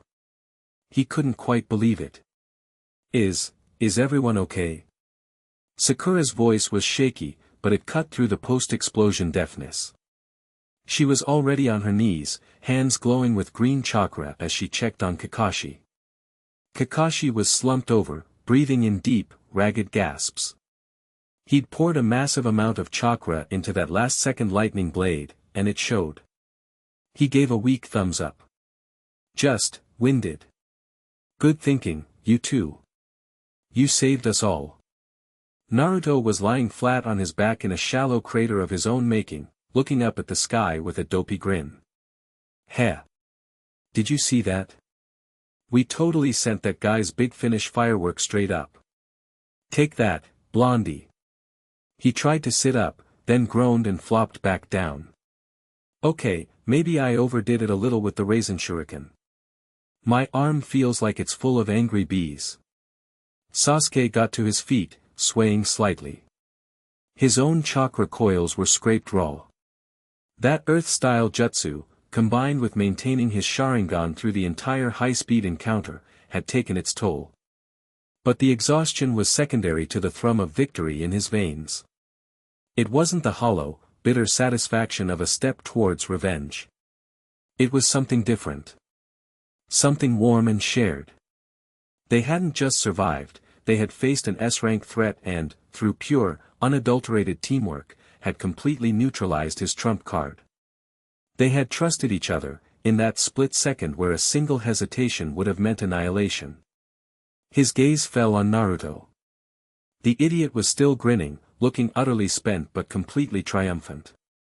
It was his ridiculous power, his untamed hurricane of chakra, that had made the impossible possible. And it was Sasuke's tactical mind that had given the hurricane a direction. Kakashi was right. They were a sledgehammer and a scalpel, but they were finally learning how to build something instead of just breaking each other. He got away, Sasuke stated, his voice raspy. He scanned the horizon. The trail of smoke from Deidara's clay bird was long gone. He's still heading for their hideout. With Gaara. The brief moment of relief evaporated, replaced by the cold reality of their mission. Naruto scrambled to his feet, the pain forgotten. Then what are we waiting for? We gotta go. Hold on, Kakashi said, pushing himself up with Sakura's help. He was pale under his mask. Pakken and the Nen are still on the trail. They'll keep pace. We need 5 minutes. Soldier pills. Water. We're no good to Gaara if we run ourselves into the ground before we even get there. He was right. Reluctantly, they took a moment to regroup. Sakura, despite her own fatigue, quickly moved between them, pressing chakra-infused soldier pills and water canteens into their hands. The pills were a godsend, a jolt of manufactured energy that cleared the fog from Sasuke's head and eased the trembling in his limbs. It was a temporary fix, but it would have to be enough. Where's Team Guy? Naruto asked, looking around the empty desert. Ahead of us, Kakashi said, his gaze fixed to the east. They would have engaged the other one by now. The puppet master, Sasori. The name sent a shiver of anticipation through Sasuke. Sasori of the Red Sand. A legendary Suna defector, a master of puppetry and poison. 2 Akatsuki members, back to back. This mission was escalating at an incredible rate. He gripped the hilt of the chikudo he now carried, a simple, straight blade gifted to him by Tsunade's armory. It felt solid and real in his hand. He was ready. With a shared nod, they were moving again, a tight, 4-person cell kicking up dust as they raced across the dunes. The sun was climbing higher, beating down on them, but they ignored the heat.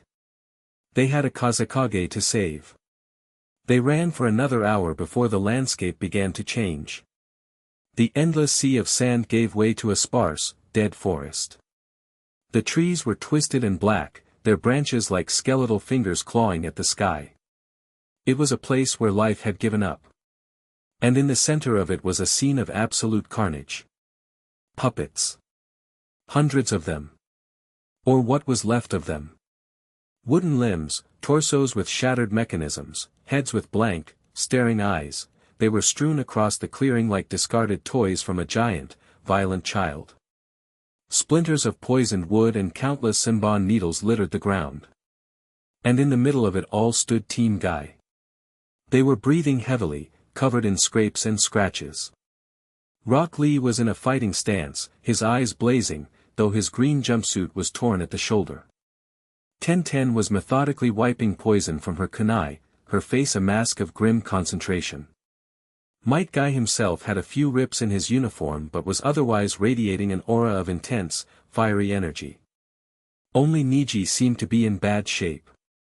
He was leaning against a dead tree, his face pale and beaded with sweat, a hand pressed to his side where a dark stain was spreading on his white shirt.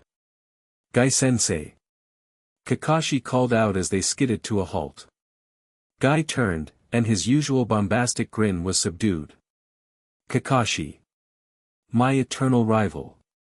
You have arrived just in time to witness the aftermath of our youthful victory. What happened here?"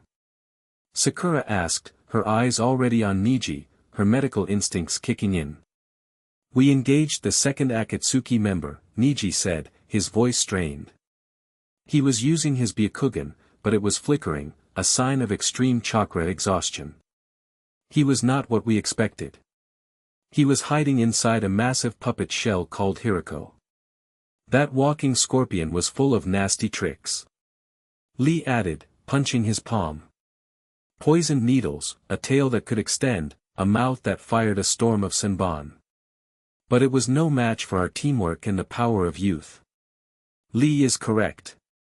Guy boomed. We smashed his puppet to splinters. But the real fight was with Sasori himself. He is a monster. He uses puppets made from humans, and they retain their original jutsu. He gestured to a particularly large, mangled pile of wood and metal. That was once the third Kazekage. The revelation was sickening. Sasuke's stomach churned. An Akatsuki member who desecrated the dead, who turned a Kage into a weaponized toy. The sheer depravity of it was staggering. Sakura was already at Niji's side. You've been poisoned.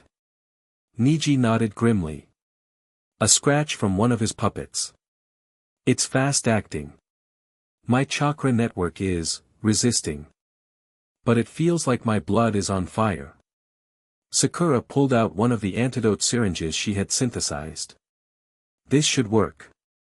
It was made for a poison created by a Suna puppet master. Hold still. She administered the shot with practiced efficiency. The relief on Niji's face was almost immediate as the burning sensation began to recede. You have my gratitude, Niji said, giving Sakura a respectful nod. Where did he go? Naruto demanded, his eyes scanning the dead forest. Where's Sasori? He fled, Tenten answered, pointing east. Along with the blonde one, Deidara. They met up just as we finished the fight.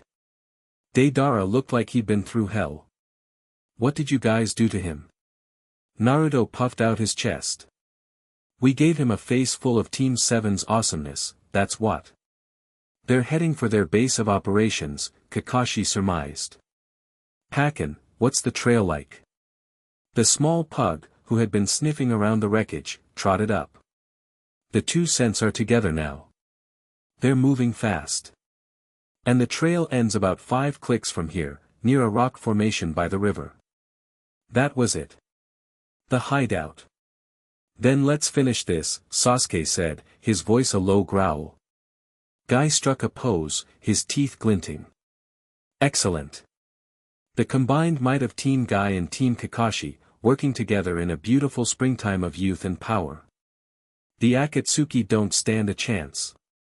Even with Niji partially incapacitated, their combined force was formidable. They set off again, a united front of 9 Konoha shinobi moving with deadly purpose. The dead forest gave way to a rocky canyon with a sluggish brown river snaking through it. And then they saw it. A massive boulder, perfectly spherical, set against the cliff face. It looked unnatural, out of place. And on its surface was a piece of paper with the kanji 4 seal written on it. A 5 seal barrier, Kakashi noted. Gojio Fuin. It's a powerful lock. It requires 5 people to release it simultaneously from 5 different locations. We can't just break it down. He looked at Guy. This is their front door. And they have set up a nasty welcome mat, Niji added, his Byakugan active again, though weaker than before. There's a trap linked to the removal of the seal. A mirrored image jutsu. The moment the seal is removed, it will create copies of us. They will have our exact appearance, our weapons, our jutsu. What a drag, Shikamaru's voice drawled in Sasuke's head. This was exactly the kind of overly complicated nonsense he hated. So we have to fight ourselves? Lee asked, his eyes gleaming with excitement. A chance to prove I am even better than myself. This is the ultimate training. We don't have time for this, Naruto grumbled. Gaara is in there. We have to do this by the book, Kakashi said firmly. Guy, you and your team will peel off the 4 surrounding seals. I will take the main one on the boulder itself. Naruto, Sasuke, Sakura, you're with me. The moment the barrier drops, engage the clones. Do not hold back, but be smart. They will know every move you're about to make. The only way to win is to be stronger than you were a moment ago. It was a sound plan. The team split up. Team Guy, guided by Niji Spyakugan, located the 4 other seals hidden on nearby trees and rocks. Kakashi stood before the boulder. The 5 of them placed their hands on the seals. On my mark, Kakashi called out. 3, 2, 1. Release. They all channeled their chakra at once. The seals glowed, and with a low hum, the paper tags dissolved into ash. The massive boulder rumbled and began to slide sideways, revealing a dark, cavernous opening. And at the same time, shimmering, watery figures rose from the ground in front of them. They solidified in an instant, perfect duplicates of Team Kakashi. The Naruto clone grinned with his original's exact cocky smirk. The Sasuke clone's eyes swirled with the Sharingan. The Sakura clone cracked her knuckles, and the Kakashi clone pulled up his headband, revealing his own Mangekyo. Well, this is creepy, the real Naruto said, staring at his doppelganger. Engage. Kakashi ordered, and the clearing exploded into a flurry of motion. Sasuke shot towards his mirror image, Chikudo drawn. Their blades met with a high-pitched shriek of steel on steel. It was uncanny. The clone knew his every move, every feint, every parry from the Uchiha sword style. It was like fighting a reflection that could actually hit back. He threw a volley of shuriken, the clone matched it perfectly, the metal stars clattering against each other in midair. Fire style, fireball jutsu. Sasuke roared, spewing a massive orb of flame. The clone performed the exact same jutsu. The 2 fireballs collided, creating a massive explosion of heat and light that forced them both back. This was getting nowhere. Brute force was useless. He needed to think differently. He needed to do something the clone wouldn't expect because he wouldn't expect it. He saw Naruto having similar problems. He and his clone were in a massive brawl, shadow clones fighting shadow clones, Razengans colliding with Razengans, turning the battlefield into a chaotic mess of orange and blue. Sakura was in a brutal taijutsu match with her double, their chakra-enhanced punches shattering the ground around them. Kakashi and his clone were a blur of high-speed ninjutsu, lightning and earth jutsu flying back and forth. This was a delaying tactic, and a brilliant one. It was draining their chakra while the Akatsuki were free to do whatever they wanted to Gaara inside. Sasuke grit his teeth in frustration. He had to end this. Then, an idea sparked. A memory of his training with Naruto. The only way to win is to be stronger than you were a moment ago. Kakashi's words echoed in his mind. He couldn't just be as strong as his clone. He had to surpass it. He disengaged from his double, creating distance. He sheathed his sword and began flying through hand signs, but not for a fire jutsu. He started molding his lightning chakra. Chidori, he yelled, his hand igniting with crackling white lightning. As expected, his clone did the exact same thing. They charged at each other, 2 screaming bolts of electricity. But at the last second, just before impact, Sasuke did something different. He didn't thrust his Chidori forward. Instead, he channeled the lightning through his entire body. Chidori Nagashi. An omnidirectional burst of lightning exploded from his body. His clone, prepared only for a linear thrust, was caught completely off guard. The lightning surged through its watery form, and it shrieked, convulsing as its semi-stable structure was torn apart. It flickered and dissolved into a puddle on the ground. It had worked. He had used a more advanced version of the jutsu, one he had developed but had not yet used in this fight. The clone, based on his state of being from a moment ago, didn't have access to it. He saw Naruto catch on. The real Naruto suddenly stopped fighting and created a single clone. He sat down and started gathering natural energy. The clone Naruto and the rest of his shadow clones formed a defensive wall around him. The enemy Naruto clone looked confused. It was a stupid tactic. Why would he try to enter Sage mode in the middle of a fight? But it was also something Naruto had never done before. He'd always charged in headfirst. The clone, based on that battle data, charged, smashing through the defensive wall. But it was too late. The real Naruto's eyes snapped open, the orange pigmentation of Sage mode around them. He was faster, stronger. He formed a Rasengan in an instant and slammed it into his clone, obliterating it with overwhelming power. 2 down. Sakura finished hers with a brilliant feint, pretending to aim a punch at her clone's head but instead channeling all her chakra into the ground beneath its feet. The earth erupted, throwing the clone off balance and leaving it open for a devastating uppercut that vaporized it. Only Kakashi was left. He and his double were perfectly matched. But now they were 4 against 1. Now, Naruto, Sasuke. Kakashi yelled, leaping back. They didn't need to be told. It was time to test their new weapon. Naruto formed the Rasengan. Sasuke came up beside him, his hand crackling with the Chidori. They focused, their minds syncing, their chakra harmonizing. The two jutsu touched, and the air began to hum. The blue and white energy swirled together, arcs of lightning dancing around the spiraling sphere. The Raidori. The Kakashi clone's Sharingan widened. It had no data on this. It was an impossible technique. It started to form a lightning blade, but it was too slow. Here's something new for you. Naruto yelled as they thrust the combined jutsu forward. They slammed the Raidori into the clone's chest. There was no massive explosion. There was a sound like a giant turbine spinning up, and the clone was simply erased. The spiraling lightning-infused chakra tore it apart on a molecular level, leaving nothing behind but shimmering air. They stood there, panting, in the silence of the clearing. They had done it. Good work, team, Kakashi said, a note of genuine pride in his voice. Now, let's go get Gaara. But just as they were about to enter the cave, a messenger hawk, one bearing the Konoha insignia, came screeching out of the sky. It was flying with a desperate urgency, its wings beating frantically.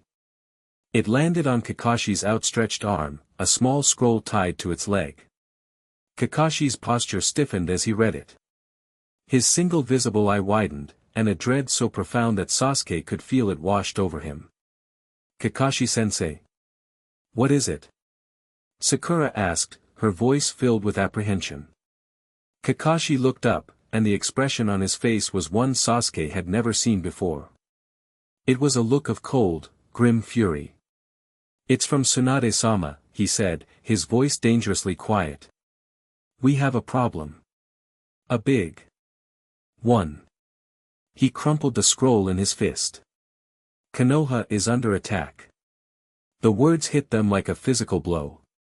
Konoha. Attacked. How? By who? The Akatsuki were here. By who? Naruto demanded, his voice a low growl. Kakashi's gaze, hard as flint, landed on Sasuke. Orochimaru. Sasuke's blood ran cold. Orochimaru. Of course. It was a perfect piece of serpentine strategy. With two of Konoha's strongest teams, two Jinchuriki hunters in Guy and Kakashi, and the most powerful medical nin all lured far away from the village, Konoha was vulnerable. It was the perfect time to strike. And Sasuke knew, with a sickening certainty, what the snake Sannin was after. He wasn't trying to destroy the village. He was coming to collect his property. He was coming for him. He sent a new team of sound shinobi, Kakashi relayed, his voice sharp and urgent. They breached the north wall. The Konoha 11 are holding them back, but they're described as being exceptionally powerful. Tsunade is tied up with the main defense at the gate. She needs us back. Now. A terrible choice stood before them. Gaara was in that cave, his life hanging by a thread. But their home, their friends, their families, were under attack. We have to go back, Sakura said, her voice trembling but firm. Shikamaru, Ino, Choji, everyone is there. But Gaara. Naruto started, his face torn with anguish. Gai-sensei. Kakashi yelled. Team Gai, having dispatched their own clones, was already heading towards them. We have to return to Konoha immediately. Orochimaru is attacking the village. You have to handle the Akatsuki here. Gai's expression turned dead serious. Go, he commanded. Protect our precious home. We will not fail here. We will retrieve the Kazekage, I swear it on my very soul. There was no more time for debate. With a final, determined nod from Gai, Team Kakashi turned and sprinted away from the cave, away from their objective, and back towards the home that was now in peril. They moved faster than they ever had before, their hearts pounding with a desperate rhythm. The soldier pills were wearing off, replaced by the pure, frantic fuel of adrenaline. The journey back was a silent, agonizing blur. Every step felt too slow. Every minute that passed was a minute their friends had to hold the line against whatever new monsters Orochimaru had cooked up in his labs. Sasuke's mind was racing. This was his fault. Orochimaru was doing this for him. The village was burning because of his past. The weight of that guilt was a physical thing, a stone in his gut. But beneath it, a cold, hard resolve was solidifying. Orochimaru thought he was still the same power-hungry kid who had fled the village. He was about to find out how wrong he was. Back in Konoha, the northern district was a war zone. The sounds of explosions and clashing steel echoed off the rooftops. Shikamaru Nara, sweat pouring down his face, was desperately trying to coordinate the defense. Choji, block the main street. Kiba, you and Akamaru, flank them from the west, use your Fong over Fong to break their formation. Shino, your insects, cover the sky. Don't let them get a clear view of our positions, he yelled from his vantage point on a rooftop. The enemy was a nightmare. There were 4 of them, just like the last sound team, but these were different. They were faster, stronger, their curse marks more stable, their coordination flawless. A massive, bull-like man who could turn his skin to stone.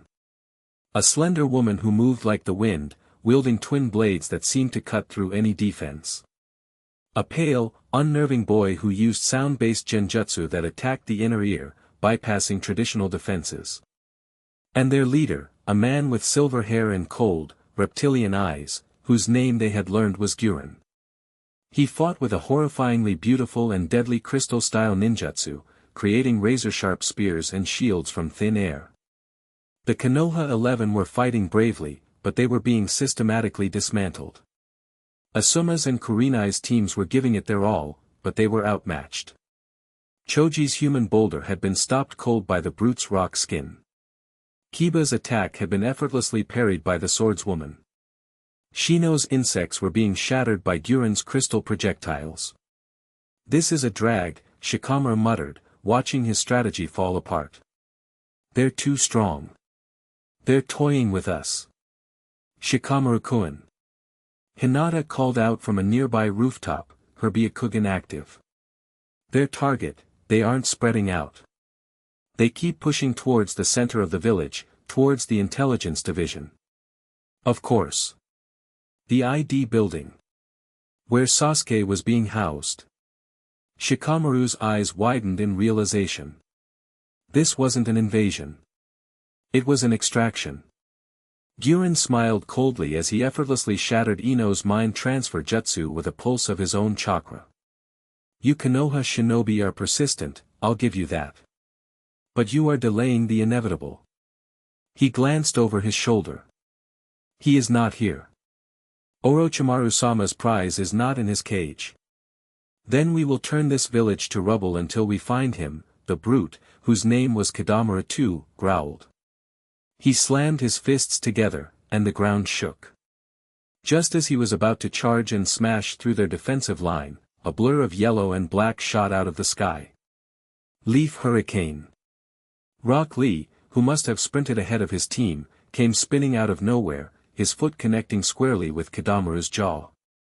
The rock-skinned man was actually knocked back a step, surprise registering on his face. And then, 4 more figures landed in the middle of the street, between the sound shinobi and the exhausted Konoha defenders. Team Kakashi had arrived. Sorry we're late, Naruto said, his voice dangerously low, his eyes flashing with a hint of red. Looks like the trash decided to come out while we were away.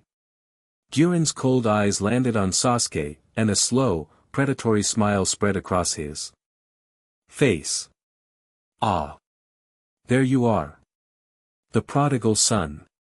Lord Orochimaru sends his regards. He has grown impatient. Your training is over. It is time to come home. Sasuke stepped forward, his hand resting on the hilt of his sword. The ANBU guards who had been shadowing him appeared on the rooftops, but he waved them down. This was his fight. I am home, Sasuke said, his voice resonating with a certainty that surprised even himself. Gyuren chuckled. Are you? In a village that distrusts you, that keeps you on a leash? Lord Orochimaru offers you true freedom. True power. The power you need to kill your brother. Have you forgotten your purpose? He made a subtle hand sign. An agonizing, white-hot pain erupted from the base of Sasuke's neck. He cried out, stumbling to one knee, his hand flying to the curse mark seal. It felt like Tsunade was pouring molten lead on him all over again. The black Tomo beneath the seal were fighting, trying to respond to Orochimaru's call. Sasuke. Naruto and Sakura yelled, rushing to his side. You see? Gyuren said, his voice like a serpent's whisper. You belong to him. That mark is a testament to his generosity. Just accept it. Let it flow. We will take you, and the lives of your little friends will be spared. Sasuke was on the ground, his body trembling, sweat beading on his brow. The power of the curse mark was tantalizing. It whispered to him, promising him the strength to crush this new sound team, the strength to face Itachi. It would be so easy to just let go. He looked up. He saw the pained, worried faces of Naruto and Sakura. He saw Shikamaru and Choji and the others, battered and bruised but still standing, ready to fight for him, for their village. He remembered the feeling of the Raidori in his hand, a power born not of a curse, but of a bond. He grit his teeth, the muscles in his jaw standing out in sharp relief. He pushed against the pain, against the temptation. He focused on Naruto's chakra signature next to him, that unwavering, sunny warmth. He drew strength from it. No, Sasuke gasped, forcing himself back to his feet. The pain was immense, but his will was stronger. He looked Gyuren dead in the eye, his Sharingan blazing to life, not with the hatred of a vengeful past, but with the fierce, protective fire of his present. My power is my own. And it belongs to Konoha. He let out a roar of defiance, and with a final, agonizing pulse, he forced the curse mark's chakra back down, subjugating it with his own will. The seal glowed for a moment, then dimmed. The pain subsided, leaving him panting but resolute. Gyuren's smile faltered. He was genuinely surprised. A pity. We were ordered to bring you back alive. But Lord Orochimaru will understand if you are slightly damaged. He signaled his team. Kill his friends. Take him. The 4 sound shinobi charged. But this time, they weren't facing a scattered, exhausted defense. They were facing Team 7. Naruto. Sasuke barked. On it. Naruto replied, already forming a Rasengan. Kadamura charged at Sasuke, his fists like stone hammers. But Sasuke didn't meet him head-on. He ducked and weaved, his Sharingan predicting the brute's clumsy movements. Naruto, now. Naruto, propelled by a shadow clone, came flying over Kadamura's head and slammed the Rasengan into the brute's back, right between the shoulder blades, one of the few spots not covered in his rock armor. The brute roared in pain as he was sent flying. The swordswoman appeared at Sasuke's side, her twin blades a blur. Sasuke's Chikuto met them in a shower of sparks. He was being pushed back, her speed was incredible. But he wasn't alone. Sakura came in from the woman's blind spot, her fist wreathed in chakra. Cha! The punch didn't even land. The sheer force of it shattered the ground, sending a shockwave that threw the swordswoman off balance, giving Sasuke the opening he needed to disarm her with a precise slash. The genjutsu user tried to trap them all in an illusion, but before he could complete his tune, a swarm of Shino's Kikeichu insects enveloped him, and Shikamaru's shadow stretched out, locking him in place. It was a completely different battle. Their arrival had turned the tide. Gyuren watched, his expression turning from annoyance to fury. He clapped his hands together. Crystal style, crystal prison jutsu. The ground erupted, and a massive pink crystal shot up, trapping Sakura inside. Sakura-chan. Naruto yelled. Forget her. He's mine. Sasuke said, charging Gyuren.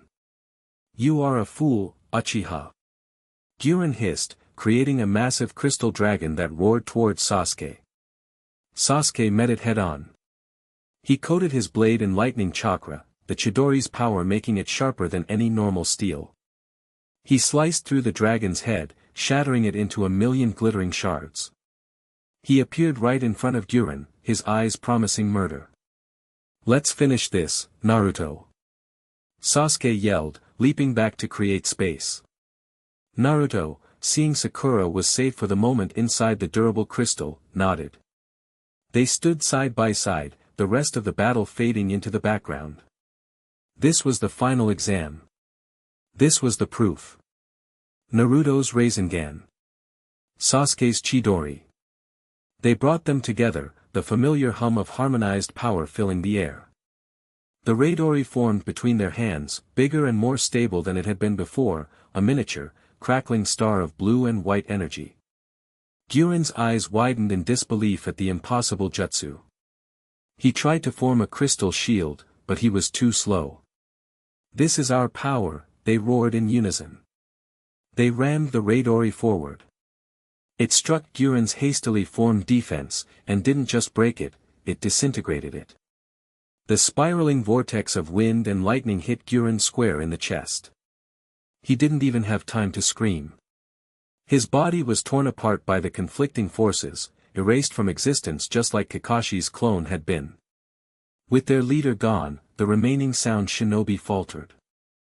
That was all the opening the re-energized Konoha 11 needed. They swarmed them, and in moments, the fight was over. Sasuke stood over the spot where Gyuren had been, panting, his body aching, but his mind clear. He had faced the temptation of Orochimaru's power and had spit in its face. He had fought not for revenge, not for himself, but to protect his friends. He had used a power born of Brotherhood to decimate his former master's servant. The connection, the leash Orochimaru had on him, felt severed. Not just by Tsunade's seal, but by his own choice. Naruto came up and clapped him on the shoulder, a wide, proud grin on his face. See? Told you we were stronger together. Sasuke just grunted, but he didn't shrug the hand off. He looked around at the damaged street, at his exhausted friends who were all looking at him with a newfound respect. He had defended his home. And for the first time, there were no whispers, no glares. Just the tired, grateful faces of his comrades. He had truly finally, come home. Chapter 4 and Chapter 5, the unforeseen reunion. The silence where Guren used to be was somehow louder than the battle that had just torn Konoha's northern district apart. Sasuke stood there, the Raidori's phantom energy still buzzing in his palms, his lungs burning, his body a symphony of aches and newly acquired bruises. He watched as the Konoha 11, with a renewed and ferocious vigor, efficiently rounded up the remaining, shell-shocked sound shinobi. Kiba and Akamaru herded the rock-skinned brute into a cage of Shikamaru's solidifying shadows, while Shino's insects completely incapacitated the swordswoman. It was over. For a moment, there was just the sound of panting, the scrape of boots on rubble, and the distant, approaching clang of the Konoha military police force. Then, the spell broke. Naruto. Sasuke. Sakura's voice, muffled but sharp, came from the massive pink crystal she was still trapped in. A little help here? It's getting stuffy. Naruto, snapping out of his triumphant daze, rushed over to the crystal prison. Hang on, Sakura-chan. I'll get you out. He started forming a Rasengan, clearly intending to just smash his way through. Wait, you idiot. Sasuke barked, striding over. You'll bring the whole thing down on top of her. That's crystal. It'll shatter into a million knives. He placed a hand on the crystalline surface. It was smooth, cold, and humming with a residual, foreign chakra. He could see Sakura on the other side, her face pressed against the wall, looking annoyed. His Sharingan spun, analyzing the structure. It wasn't just a solid block, it was a lattice, a complex matrix of interlocking chakra pathways. It's like a three-dimensional seal, he murmured. Brute force is the wrong approach. So what's the right approach, Mr. Genius? Naruto grumbled, dissipating his Rasengan. Sasuke didn't answer with words. He channeled a thin, precise stream of lightning chakra into his fingertips, tracing one of the glowing lines of the crystal's matrix. He found a focal point, a nexus where multiple lines of energy converged. The key isn't to break it, he said, more to himself than to Naruto. It's to overload the junction points. Disrupt the flow. He sent a sharp, controlled pulse of Chidori-level electricity into the nexus. A high-pitched whine filled the air, and a network of hairline cracks spread out from his fingertips across the crystal's surface. He did it again at another junction point, and then a third. The entire structure began to groan and vibrate. Okay, get ready to move, Sakura, he called out. With one final, powerful jolt, the crystal lattice destabilized completely. It didn't explode. It just dissolved, crumbling into a pile of harmless, glittering pink dust that cascaded around a very surprised but unharmed Sakura. She brushed the pink dust off her shoulders, looking from the pile on the ground to Sasuke with wide, impressed eyes. Whoa! How did you know how to do that? I paid attention during Kakashi's lectures on seal theory, Sasuke said with a shrug, though a flicker of pride warmed his chest. He'd spent countless hours in his probationary apartment reading scrolls on every topic imaginable, hungry for any knowledge that wasn't tainted by Orochimaru's influence. It was paying off. Before anyone could celebrate further, a formidable presence descended upon them. Tsunade, flanked by a squad of ANBU and a grim-faced Ibiki Marino, arrived on the scene.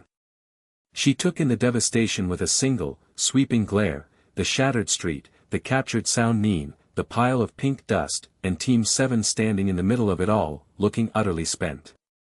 Her eyes lingered on Sasuke for a long moment, a complicated mix of assessment and something else. Something that might have been approval. Report, she commanded, her voice the crack of a whip. Shikamaru, ever the strategist, stepped forward and gave a concise, brilliant summary of the battle, from the initial ambush to Team Kakashi's timely arrival and the decisive final blow. He didn't embellish or editorialize, but the facts spoke for themselves. He made sure to highlight how Sasuke's calm defiance of Orochimaru's curse mark had been the turning point, a clear signal that this was not the same boy who had fled the village. Tsunade listened, her expression unreadable. When Shikamaru was finished, she walked over to the captured sound shinobi, who were now bound in chakra-suppressing chains.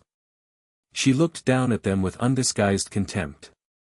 "Ibiki," she said, not taking her eyes off them. "Take this trash to the TNI department. I want to know everything. Orochimaru's location, his strength, his favorite brand of tea. Peel them like onions." "With pleasure, Hokage-sama," Ibiki replied, a terrifyingly cheerful grin spreading across his scarred face.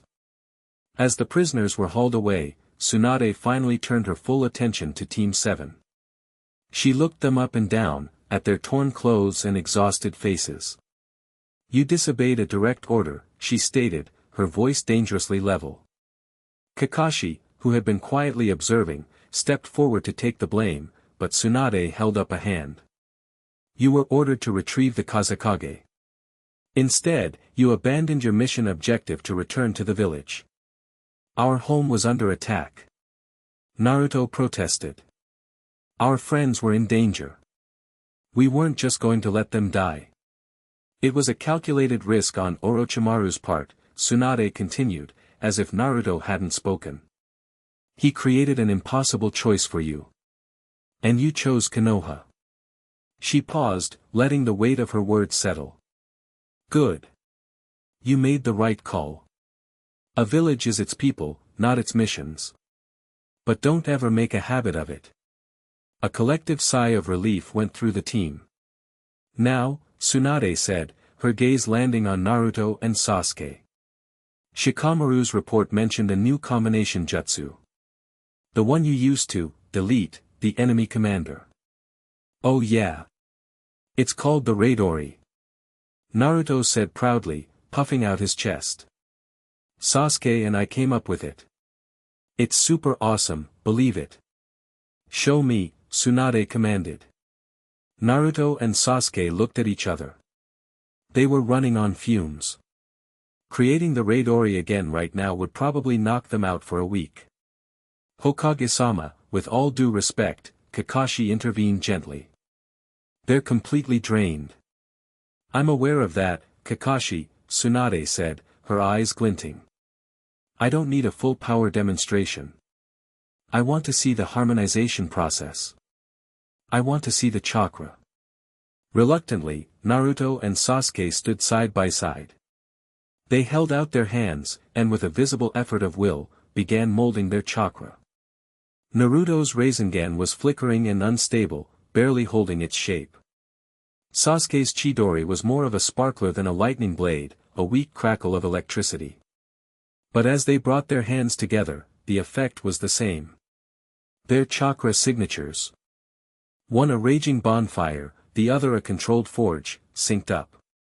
The two weak jutsu merged, creating a small, palm-sized sphere of swirling blue and white energy that hummed with a perfectly harmonized frequency.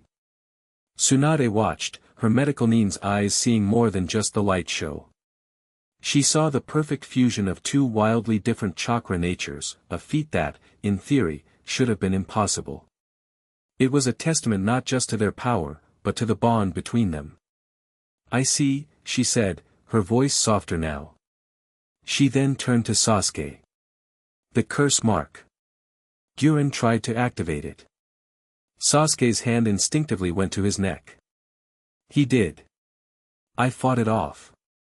"I know," Tsunade said. "I'm linked to the seal. I felt the surge. I felt you push it back down with your own will." She stepped closer, her expression serious. "That took more than just strength, kid. It took conviction. You had a taste of that borrowed power, and you chose your own. You chose your comrades." She looked around at the assembled shinobi of the Konoha 11, who were all watching the exchange. "It seems you meant what you said at the council meeting. Your power belongs to Konoha." It wasn't a pardon. It wasn't a lifting of his probation. But it was something more important. It was public acknowledgement. It was a statement from the Hokage herself, in front of his peers, that Sasuke Uchiha had proven his loyalty. The whispers and stares wouldn't stop overnight, but this was a massive step. "As for your abandoned mission," Tsunade said, turning to leave. I just received a flash communication from Guy. He has retrieved the Kazekage. Gaara is alive, though weakened from the tailed beast extraction process. An elder from their village, Chiyo, sacrificed her own life to revive him. They're on their way back to Suna. The news washed over them, a final, incredible wave of relief. They had won. On all fronts. Now all of you, get to the hospital, Tsunade ordered over her shoulder. You look like hell. That's an order. The days that followed were a blur of recovery and quiet reflection. The hospital was overflowing, but the mood was jubilant. The story of the battle had spread like wildfire. The tale of how the disgraced Uchiha had returned to save the village, fighting alongside the knucklehead hero, was already becoming the stuff of legend. For the first time since the massacre, kids on the street saw Sasuke's Uchiha crest and didn't look away in fear. Instead, they'd point and whisper excitedly, "That's him." Sasuke found the attention unsettling. He wasn't used to it. He spent most of his time in his hospital room, sparring mentally with the tactical puzzles and the shogi set Shikamaru had brought him, a silent offering of intellectual respect. Naruto was, of course, a constant, noisy presence, regaling anyone who would listen with their exploits, while Sakura expertly managed his recovery, her medical skills having earned her a new level of respect throughout the village. One afternoon, about a week after the attack, their quiet routine was interrupted by a familiar, boisterous laugh. Jiraiya appeared at their window, perched dramatically on the sill like some kind of giant, white-haired crow. "I leave you kids alone for a few weeks and you go and have all the fun without me," he boomed, hopping into the room. "Repelling an invasion, creating impossible new jutsu. You're making an old man feel left out. Pervy sage." Naruto yelled, his face lighting up. "You're back.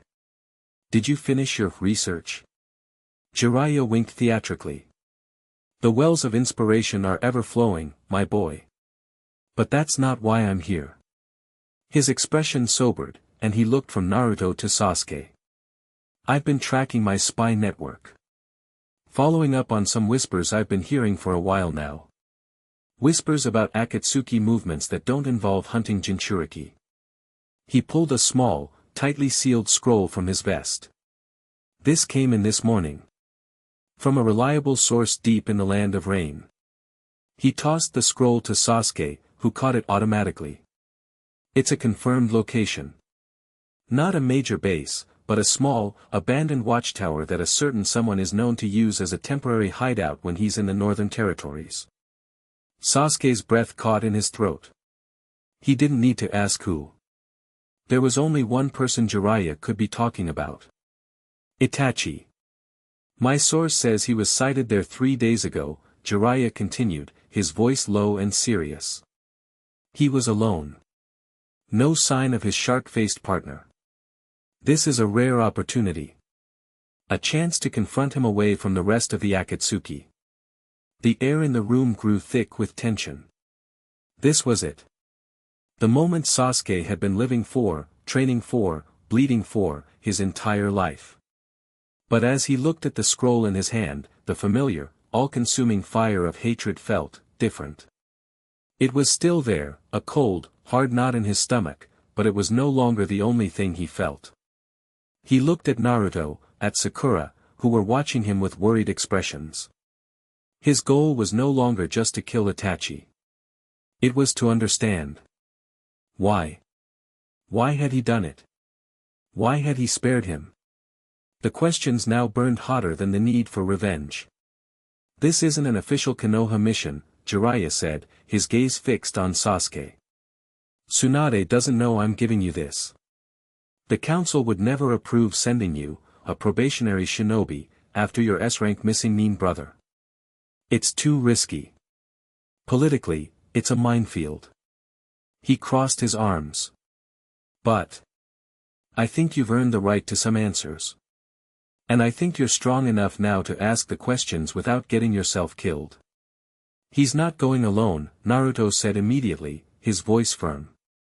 There was no question in it, just a statement of fact. He stood up and walked over to Sasuke's bed. I'm going with you.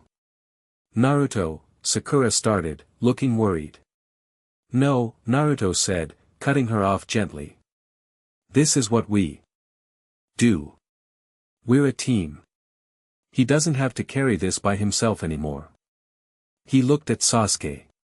Your fight is my fight. We'll get those answers together. Sasuke looked from Naruto's determined face to the scroll in his hand. The old Sasuke would have pushed him away. He would have insisted this was his burden alone.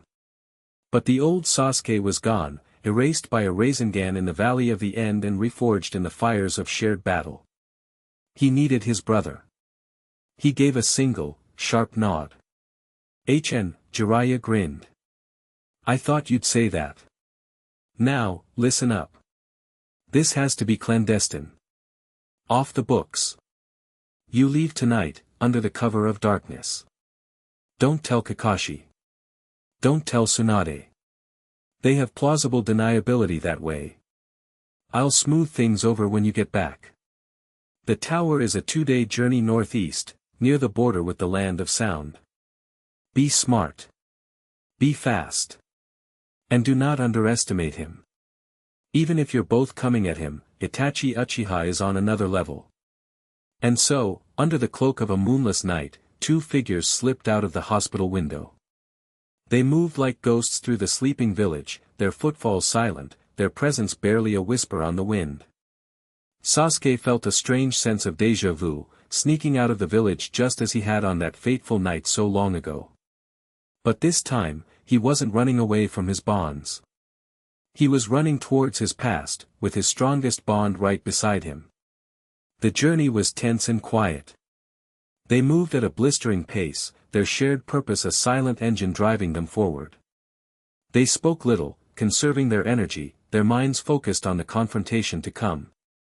They were a 2-man cell, perfectly in sync.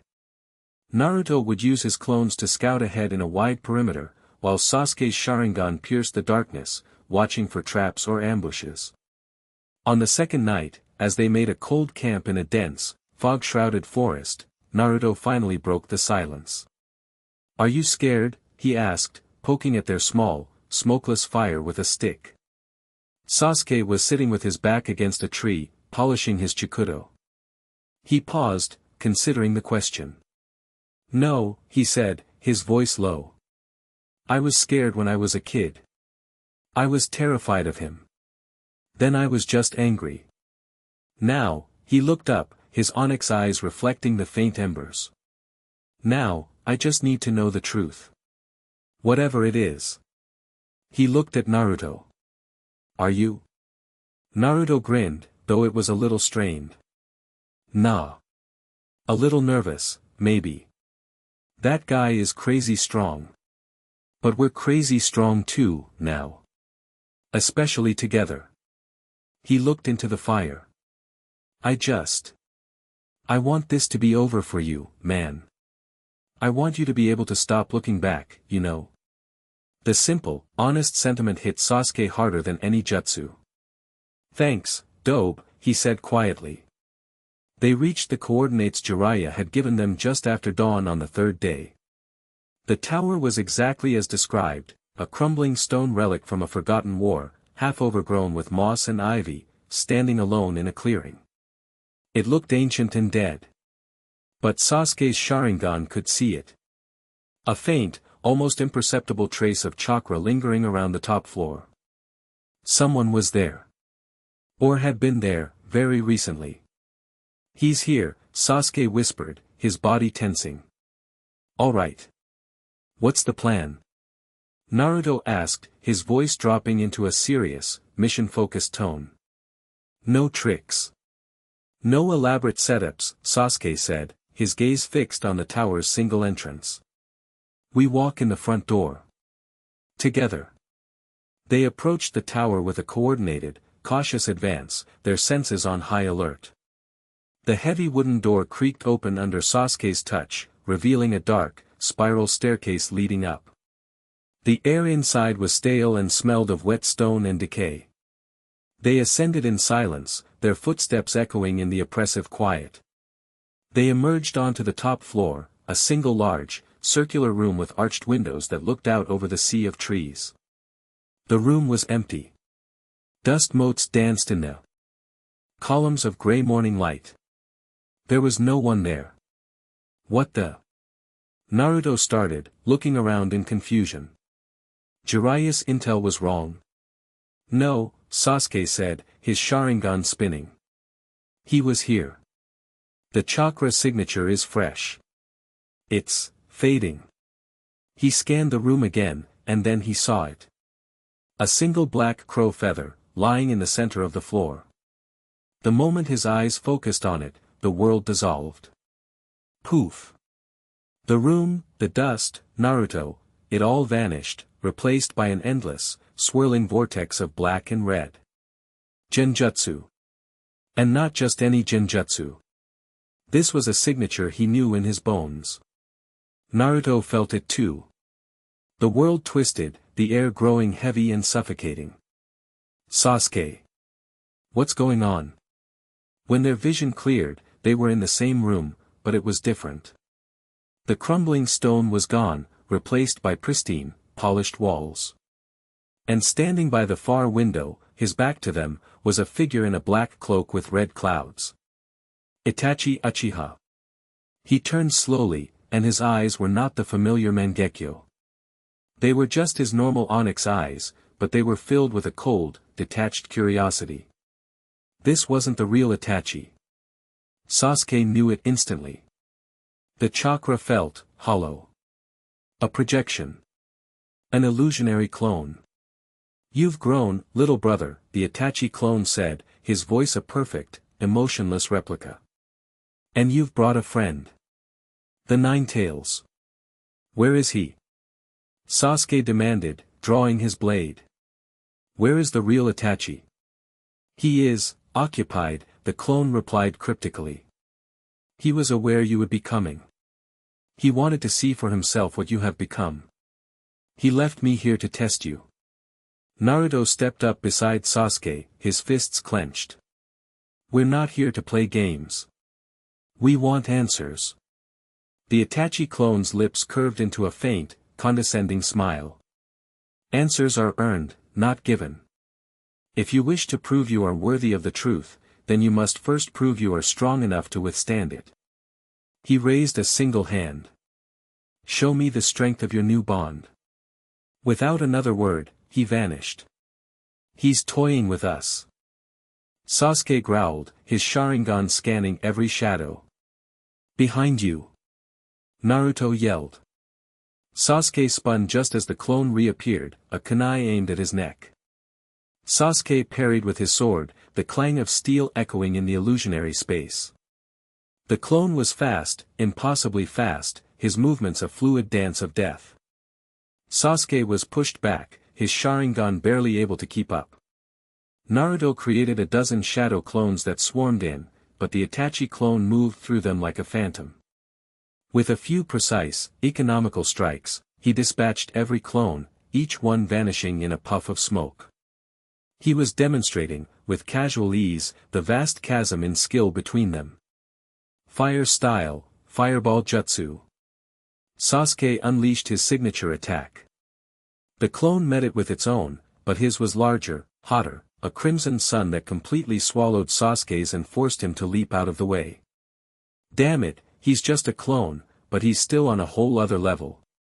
Naruto grunted, creating a Rasengan. He charged, but the clone simply raised 2 fingers. Amaterasu. Black flames, the fire that burns for 7 days and 7 nights, erupted on the floor in front of Naruto, blocking his path. He skidded to a halt, the intense heat washing over him. The clone hadn't aimed at him, it was a warning shot. A display of power. His genjutsu is maintaining this entire space, Sasuke analyzed, his mind racing. And he can use Itachi's techniques. We can't beat him one-on-one. He looked at Naruto. We have to do this together. Now. Naruto nodded, understanding immediately. This was the true test. Let's hit him with everything we've got. The dynamic of the fight changed instantly.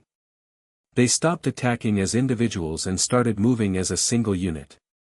Naruto created a massive number of clones, not to attack, but to be a constant, chaotic distraction, forcing the clone to divide its attention. They were a sea of orange, 100 screaming diversions. Under the cover of the chaos, Sasuke moved like a shadow, his Sharingan predicting the clone's movements, his Chikuto seeking any opening, no matter how small. He wasn't trying to land a killing blow, he was hurting him, forcing him into a specific position. He's too perceptive, Sasuke called out. He sees through every feint. Then let's give him something he can't ignore. Naruto roared. He and 3 of his clones created a giant Rasengan, the massive sphere of chakra roaring to life. They hurled the real Naruto towards the Itachi clone. The clone's eyes narrowed. It was a simple, powerful attack. He prepared to dodge. But it was a feint. Just as the clone sidestepped, the real Naruto dispelled the giant Rasengan in mid-air and created a dozen more shadow clones, which exploded outwards like shrapnel, grabbing onto the clone's arms, legs, and cloak.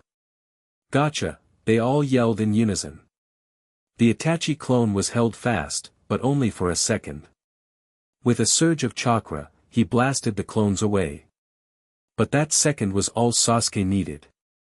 Chidori's sharp spear. Sasuke thrust his hand forward, and the lightning from his palm extended into a 5-meter-long blade of pure electricity. He had been waiting for the clone to be immobilized. He lunged, aiming to impale him. But the clone's eyes shifted. A black, rib-like cage of ethereal energy erupted around him. Susanoo. Even just the ribcage, it was an absolute defense. Sasuke's lightning spear shattered against it with a deafening crackle, throwing him backward. The clone looked at them from within its cage, its expression unchanged. Impressive. You have learned to coordinate your attacks. But it is still not enough. Sasuke landed on his feet, panting. He was right. Their individual techniques, even when combined strategically, couldn't break through Itachi's ultimate defense.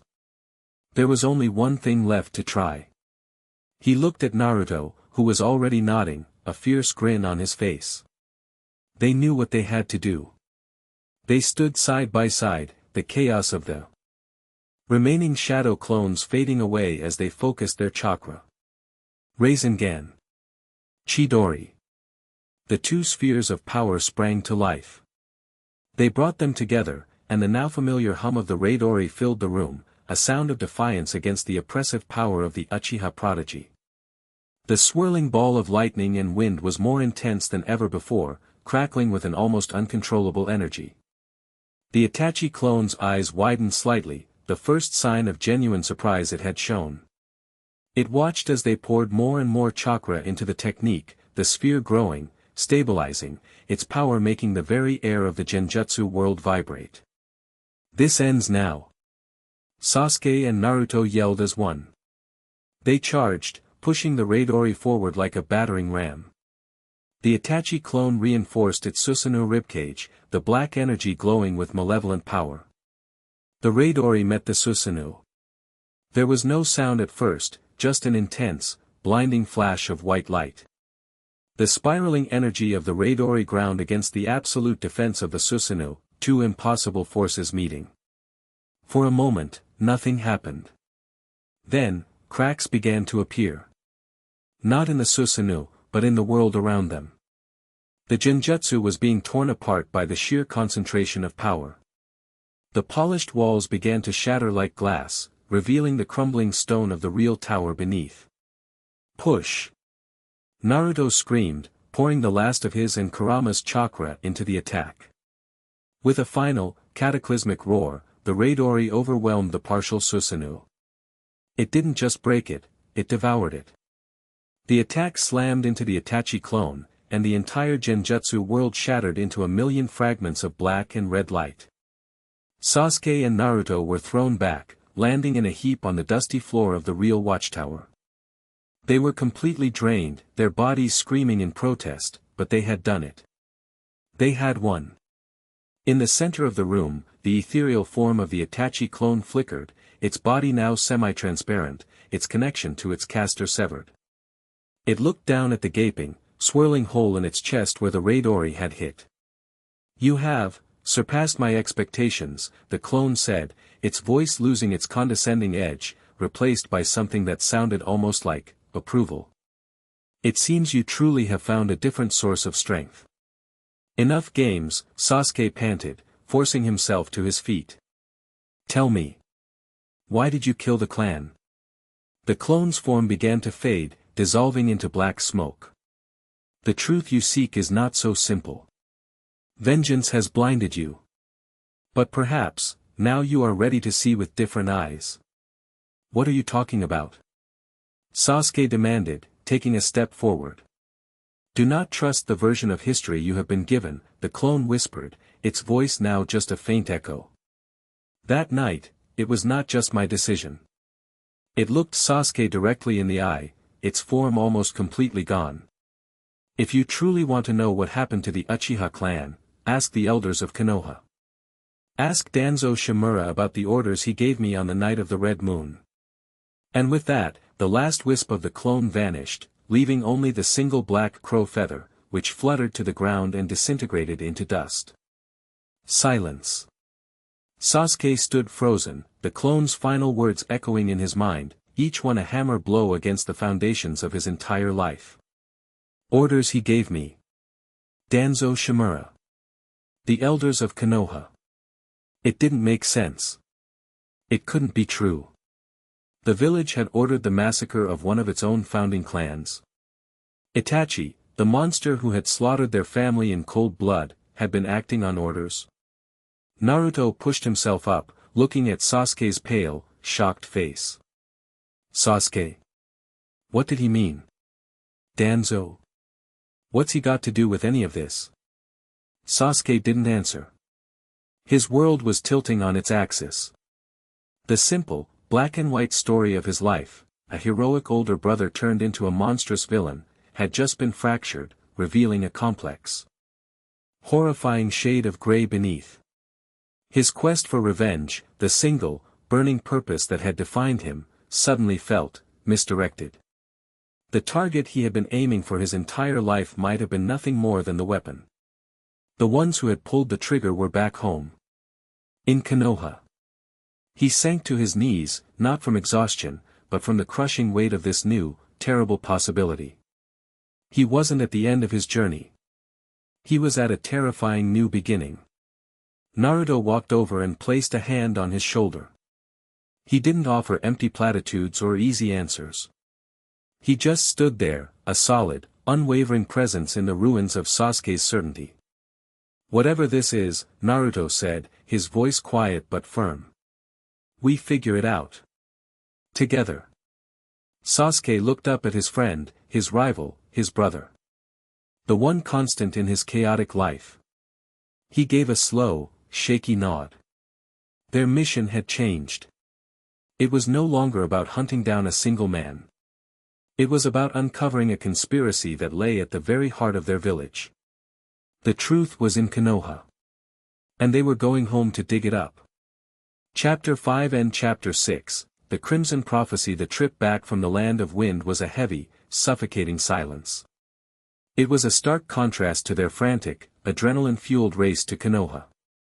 They were moving at a standard jounin pace now, the urgency of an active invasion replaced by the crushing weight of a revelation that had fractured Sasuke's entire world.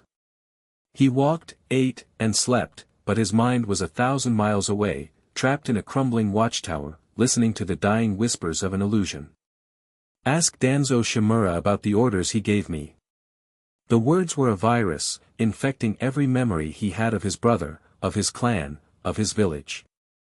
The simple narrative of a beloved hero turned monster had been his life's scripture. Now, that scripture was in flames. Itachi wasn't just a murderer. He was a weapon. And his own village, the one he had just fought and bled to defend, had pulled the trigger. Maybe. That single word was the most torturous part of it all. The uncertainty was a poison far more potent than anything Sasori could concoct. Naruto walked beside him, a silent, unwavering sentinel. He didn't pry or offer empty platitudes. He just matched Sasuke's pace, his presence a solid, grounding force against the hurricane of doubt tearing Sasuke apart from the inside. Occasionally, their eyes would meet, and in Naruto's cerulean gaze, Sasuke didn't see pity. He saw resolve. We figure it out. Together. That promise was the only thing keeping Sasuke from spiraling. Kakashi and Sakura gave them a wide berth. They could feel the oppressive aura radiating from the two boys. Kakashi, with his Sharingan perception and years of experience in ANBU's dark world of secrets and lies, likely had his own suspicions. Sakura just looked worried, her brow furrowed as she watched the friend she'd finally gotten back retreat into a new, more complicated darkness. They arrived at the village gates under the pall of a gray, overcast afternoon. The damage to the northern wall was already being repaired, the sounds of hammers and saws a testament to Konoha's resilience. But to Sasuke, it sounded like a cover-up, the frantic noise of a village trying to patch over the rot in its foundations. Their first stop wasn't the Hokage Tower or the hospital. By a silent, mutual agreement, they went straight to Training Ground 3. They found Jiraiya there, sitting on one of the three iconic posts, looking out over the clearing as if he'd been waiting for them. "You're back," he said, his usual boisterous tone subdued. He didn't need to ask what happened. He could see it on Sasuke's face. The clone showed up, then. "It did," Sasuke said, his voice flat. He walked to the center of the clearing, the weight of his unasked questions pressing down on him. "It gave me a message. Before we destroyed it." Naruto stood beside him, arms crossed, his expression grim. Kakashi and Sakura hung back, giving them space but close enough to listen. Sasuke took a breath. Saying it out loud would make it real. "It told me Itachi wasn't acting alone the night he killed the clan. It told me he was following orders." He finally looked up, his Sharingan blazing to life, its tomo spinning not with anger, but with a desperate, burning need for the truth. "It told me to ask Danzo Shimura." The name hung in the air, cold and heavy. Kakashi's visible eye widened, and a muscle in his jaw twitched. He knew. Of course, he knew. He'd been in ANBU. He was no stranger to Danzo's shadow operations. Jiraiya sighed, a long, weary sound that seemed to carry the weight of decades. He hopped down from the post, his face etched with a gravity Sasuke had never seen on the old Sannin before. "I was afraid of this," Jiraiya said quietly. He ran a hand through his wild white hair. "I was never able to get the full story. It was a black mark in Konoha's history, sealed away at the highest level. But there were always whispers. Rumors that the Uchiha clan was planning a coup d'état." Sasuke's head snapped up. "A what?" "A military takeover of the village," Jiraiya explained, his voice grim. Tensions between the Uchiha, who ran the military police, and the village leadership had been escalating for years. The clan felt marginalized, pushed to the edge of the village, constantly under suspicion since the Ninetales attack. Danzo, ever the pragmatist, saw them as a threat to be neutralized. He always advocated for a proactive approach to Konoha security. Every word was a physical blow. A planned coup. Danzo. It was starting to form a coherent, horrifying picture. Itachi, a prodigy caught between his loyalty to his clan and his love for the village, had been forced into an impossible choice. So he killed them all, to prevent a civil war. Sasuke whispered, the words tasting like ash in his mouth. He sacrificed his family, his name, his entire life, for the sake of the village. "It's a possibility," Jiraiya said, his gaze hard. "And Danzo Shimura would be the one to give that order. He leads Root, an unsanctioned shadow division of ANBU. They operate outside the Hokage's direct command, doing the village's dirtiest work under the mantra of protecting the leaf from the shadows. If anyone would sanction a massacre for the greater good, it's him." Then the elders, they knew. Naruto's voice was a low growl. The third Hokage, did he know? Jiraiya's expression soured. Sarutobi-sensei, he always sought a peaceful solution. He wanted to negotiate with the Uchiha. I believe Danzo acted behind his back, forcing his hand and leaving him to clean up the political mess. As for Hamura and Koharu, Danzo's old teammates, it's hard to say how much they knew, but they are disciples of the second Hokage's pragmatism. They've always put the stability of the village above all else. This was it. The truth. Or the beginning of it. A truth far more terrible than a simple story of betrayal. Itachi wasn't a monster. He was a martyr. A shinobi who had shouldered the hatred of the world to protect his home, and his foolish little brother. And the real villains were the ones lauded as heroes, the ones who ran the village from the shadows. A cold, terrifying calm settled over Sasuke. The raging inferno of hatred that had fueled him for years was gone, extinguished by this flood of horrifying clarity. In its place, a core of ice was forming. Revenge was too simple a word for what he felt now. This wasn't about settling a personal score. This was about justice. This was about exposing a rot that festered at the very heart of Konoha. What do we do? Sasuke asked, his voice devoid of emotion. It was a chillingly practical question. Nothing, Jiraiya said firmly.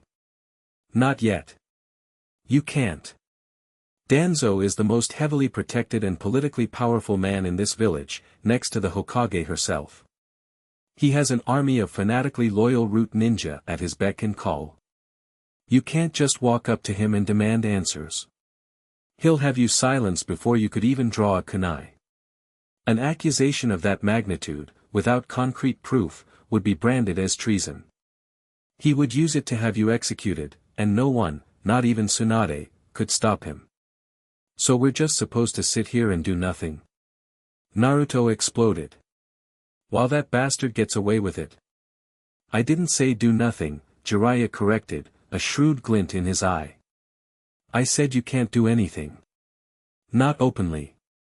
He looked from Sasuke to Naruto, and then to Kakashi. This becomes a Black Ops investigation. We gather proof. We find evidence. We expose him. But we do it from the shadows, the same way he operates. For now, you go back to your lives. You train. You go on missions.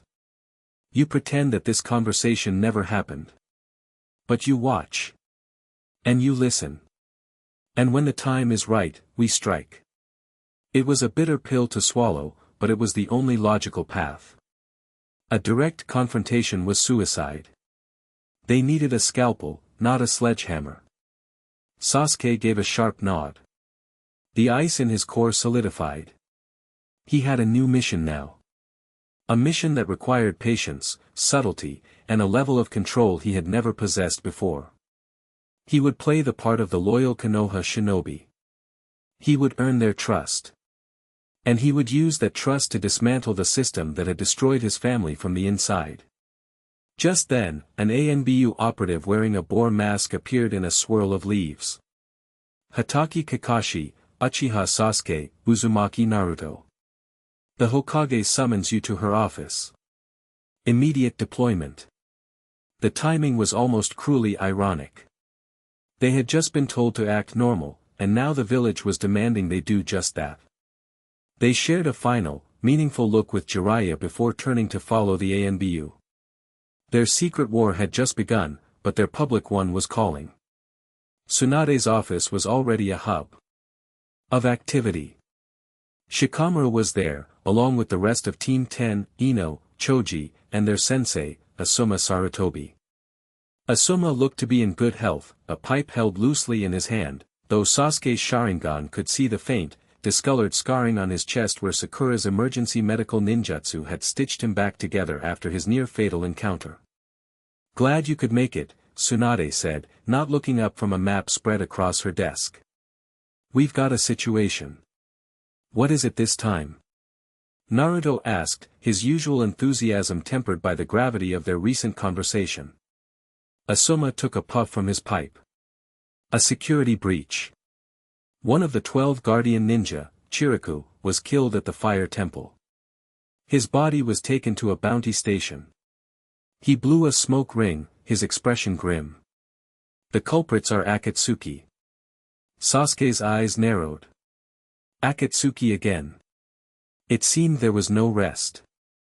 Two of them, Tsunade confirmed, finally looking up. Her gaze was sharp. We don't have a positive ID on them yet, but the description is unsettling. One of them is being described as immortal. Immortal? Choji mumbled around a mouthful of chips he had just produced. A ridiculous claim, but the underworld is buzzing with it, Tsunade said. They're a two-man cell, and they wiped out the entire monk population of the Fire Temple, one of the most heavily fortified locations in the Land of Fire. They're S-rank threats, no question. I've put a 35 million Ryo bounty on one of them, Kakuzu, and 30 million on his partner, Haiden. So you want us to go after them? Kakashi asked, his tone professional. I do, Tsunade affirmed. I'm sending 20 teams out in pairs, to sweep the entire country. But your two teams are the best suited for a direct confrontation, should it come to that. Team Kakashi, your tracking and firepower are unmatched. Team Asuma, your teamwork is legendary. She tapped the map. Their last known position was heading south, towards Konoha. It's brazen. They're either arrogant, or they have a target nearby. She let that hang in the air for a moment, her eyes flicking to Naruto. We need a plan, Shikamaru said, stepping forward, his lazy demeanor gone, replaced by the sharp focus of a battlefield commander. Charging in blind against two unknowns, one of whom is supposedly immortal, is a drag. It's suicide. That's why you're in command of this operation, Shikamaru, Asuma said, clapping his student on the shoulder with a proud smile. Shikamaru sighed, but he was already pointing at the map. We'll split the sweep. We take the eastern sector, you take the west. If one team makes contact, they are to delay, not engage. Send a signal, and the other team will move to converge. A pincer attack is our best bet. It was a solid, if conventional, plan. Let me add a modification, Sasuke said, speaking for the first time. All eyes turned to him. Your plan assumes they'll stick to the roads or common pathways. Akatsuki don't. We should move faster, in a tighter formation. If we combine our sensory abilities, my Sharingan, Ino's mind link for silent communication, and Naruto's clones for wide-range scouting, we can cover more ground, more effectively, and stay in constant contact. Shikamaru considered it for a moment, his brow furrowed. It was a more aggressive strategy, but it was also smarter. It leveraged their unique skills. He gave a nod of respect. Good point. It's riskier, but the payoff is a faster engagement. We'll do it your way. Asuma smiled. See? This is why they're the best. They set off within the hour. The two teams moved as one, a 7-man squad, a formidable force of Konoha's next generation. They ran through the forests of the Land of Fire, a blur of green and black and orange. The mood was tense, professional. This wasn't a retrieval mission born of friendship or a defense of their home. This was a hunt. Ino kept them all linked, her voice a quiet presence in their minds. Naruto, your northeast clone found a trail. Heavy chakra signatures. 2 of them. Moving slow. On it, Naruto replied mentally, and the main group adjusted their course without a word. They found the scene of the crime less than an hour later. It wasn't a bounty station, it was just a clearing. In the center, a man with long, silver hair slicked back was standing over a circle drawn on the ground in blood. He was shirtless, revealing a bizarre pattern of stitches across his chest, and he was carrying a massive, triple-bladed red scythe. Haiden. He seemed to be performing some kind of ritual. His partner was leaning against a tree, holding a briefcase. He was tall, covered from head to toe in a dark cloak and a mask, with strange, glowing green eyes. Kakuzu. Took you long enough, you goddamn heathens, Haydn called out, not even turning around. He had a loud, abrasive voice. I was just finishing my prayer to the great Lord Jashin. You should be honored.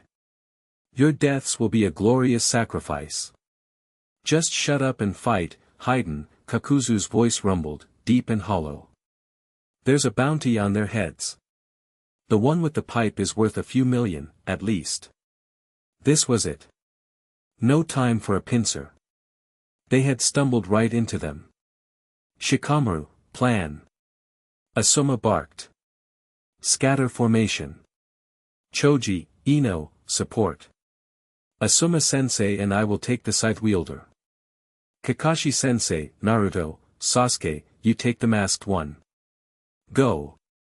Shikamaru commanded, his mind working at lightning speed. The clearing exploded into action. Asuma charged forward, his trench knives glinting, coated in wind-style chakra. Shikamaru was right behind him, his hands already forming the seal for his shadow jutsu. A frontal assault. How delightfully stupid. Haydn cackled, swinging his scythe in a massive, sweeping arc. The weapon seemed to have a life of its own, connected to a long cord that allowed him to retrieve it instantly. Asuma was a master of close-quarters combat. He ducked and weaved, his blades clashing against the scythe's handle, sparks flying. But Haydn was unervingly durable. He fought with a reckless abandon, taking hits that would stagger a normal shinobi without even flinching. Meanwhile, Team 7 engaged Kakuzu. The masked man was a completely different kind of fighter. He was methodical, patient, and brutally efficient. Naruto sent a wave of shadow clones at him, but Kakuzu's arms detached from his body, held on by thick black threads, and swatted the clones away like flies. He's using some kind of thread-based jutsu, Sasuke called out, his Sharingan analyzing the bizarre fighting style. His limbs are just puppets on strings. Kakashi phased in behind Kakuzu, his hand crackling with a lightning blade. Then let's cut the strings. He thrust forward, but Kakuzu's back burst open, and four monstrous, masked figures leaped out, each one connected to his body by the same black threads. One of them, wearing a bird-like mask, unleashed a massive blast of wind that sent Kakashi flying. He has 5 hearts, Sasuke stated, his Sharingan seeing the 5 distinct chakra cores. The masks are his other hearts, and each one can use a different elemental jutsu. They were completely outmatched. Haydn was toying with Asuma, and Kakuzu was a one-man army. This was bad. Really bad. Shikamaru finally saw an opening. Haydn overextended on a swing, and Shikamaru's shadow shot out, latching onto him. Shadow possession jutsu, success. Haydn froze, his body mimicking Shikamaru's. Ooh, a fun little parlor trick. What are you gonna do now, play puppet master? Asuma-sensei, now. Shikamaru yelled. Asuma didn't hesitate. He charged in, his chakra-coated blade aimed directly at Haydn's neck. He swung. The blade connected, slicing clean through Haydn's throat. His head flew from his shoulders, landing on the grass with a dull thud. For a second, there was a stunned silence. Team 10 stared, shocked that it was over so easily. Then the head started talking. Ow. Hey. That hurt, you son of a bitch. Haydn's severed head screamed from the ground. Kakuzu. You asshole, get over here and sew me back on. The sight was so horrifyingly absurd that it broke everyone's concentration for a fatal second. Kakuzu, seeing his partner incapacitated, moved with terrifying speed. He unleashed a massive combination attack, a fireball from one mask, a lightning bolt from another. The attack wasn't aimed at Asuma, it was aimed at Shikamaru. Shikamaru. Asuma yelled, his eyes wide with panic. He instinctively shoved his student out of the way, taking the full brunt of the fiery, electrified blast himself. He was thrown backward, his flak jacket smoking, a terrible burn across his chest. He hit the ground, unmoving. Asuma-sensei. Shikamaru, Choji, and Ino screamed in unison. Heiden's headless body, now free from the shadow possession, stumbled over, picked up its own head, and held it under its arm as Kakuzu began deftly stitching it back on with his threads. "See? Told you I was immortal," Heiden's head said smugly. "Now, where were we? Ah, yes. The sacrifice." While his head was being reattached, he used the blood on his side from a tiny scratch he'd inflicted on Asuma earlier to draw a circle on the ground. He stepped into it. His skin turned a terrifying black and white, like a skeleton. "Now we are connected. The pain you feel, Asuma Sarutobi, is the pain I offer to Jashin." He cackled and stabbed himself in the leg with a small black pike. Miles away, Asuma, who was just beginning to stir, let out a scream of agony as a wound spontaneously opened on his own leg. The members of Team 10 were frozen in horror. Their sensei, their pillar, was being tortured to death in front of them, and they were powerless to stop it. Shikamaru's brilliant mind had gone completely blank, replaced by pure, unadulterated terror. It was in that moment of absolute despair that Sasuke moved. His mind was a maelstrom of emotions. Asuma. The third Hokage's son. A man who represented the legacy of the leaf, the very system that had betrayed his family. But looking at Shikamaru's broken expression, at Choji's tears, at Ino's terrified face, he didn't see politics. He saw comrades. He saw family. And Danzo's poison wouldn't claim anyone else today. Naruto. Kakashi. Keep Kakuzu busy. Do not let him interfere. Sasuke commanded, his voice cutting through the panic like a blade. Shikamaru. Get it together. I need you to hold him. Just for a second. His words snapped Shikamaru out of his stupor. He saw Sasuke, his Sharingan blazing with an intensity he'd never seen before, charging not at Heiden's body, but straight towards the ritual circle. "What are you doing?" Shikamaru yelled, but he was already moving, his shadow stretching out once more. "Just hold him." Sasuke roared back. Kakuzu tried to intervene, to protect his partner during the ritual, but he was suddenly faced with a tidal wave of 1,000 Narutos and a Kakashi who was now fighting with a cold, calculated fury. Shikamaru's shadow latched onto Haiden just as Sasuke entered the circle. Haiden sneered. "Another one comes to die. My lord Jashin will be pleased." He raised his pike, aiming it at his own heart, ready to deliver the final, killing blow to Asuma. He never got the chance. He looked up and met Sasuke's eyes. 3 Tomo spun, and shifted, forming the pinwheel pattern of the Mangekyo Sharingan, a power he had secretly awakened in the depths of his despair at the Valley of the End but had never used until now. Tsukuyomi. Heiden's world vanished. He was no longer in a forest. He was in a void. A place of absolute nothing. There was no light, no sound, no sensation. He couldn't feel his own body. He couldn't feel the wind, or the ground, or the pike in his hand. He tried to scream, but no sound came out. He tried to feel pain, the glorious, exquisite pain he offered to his god, but there was nothing. Jashinism was a religion built on the sensation of shared pain. In this world Sasuke had created, there was no sensation. It was an absolute hell designed specifically for him. His god could not reach him here. His ritual was severed. He was utterly, completely alone in a silent, empty universe. In the real world, only a second passed, but in his mind, he was trapped for an eternity of sensory deprivation. Heiden's body went limp, his eyes rolling back into his head, a thin line of drool trickling from his mouth. His skeletal markings faded. He was alive, but his mind was shattered, lost in a world of nothing. Shikamaru's shadow held him in place, a mindless puppet. Naruto. Now.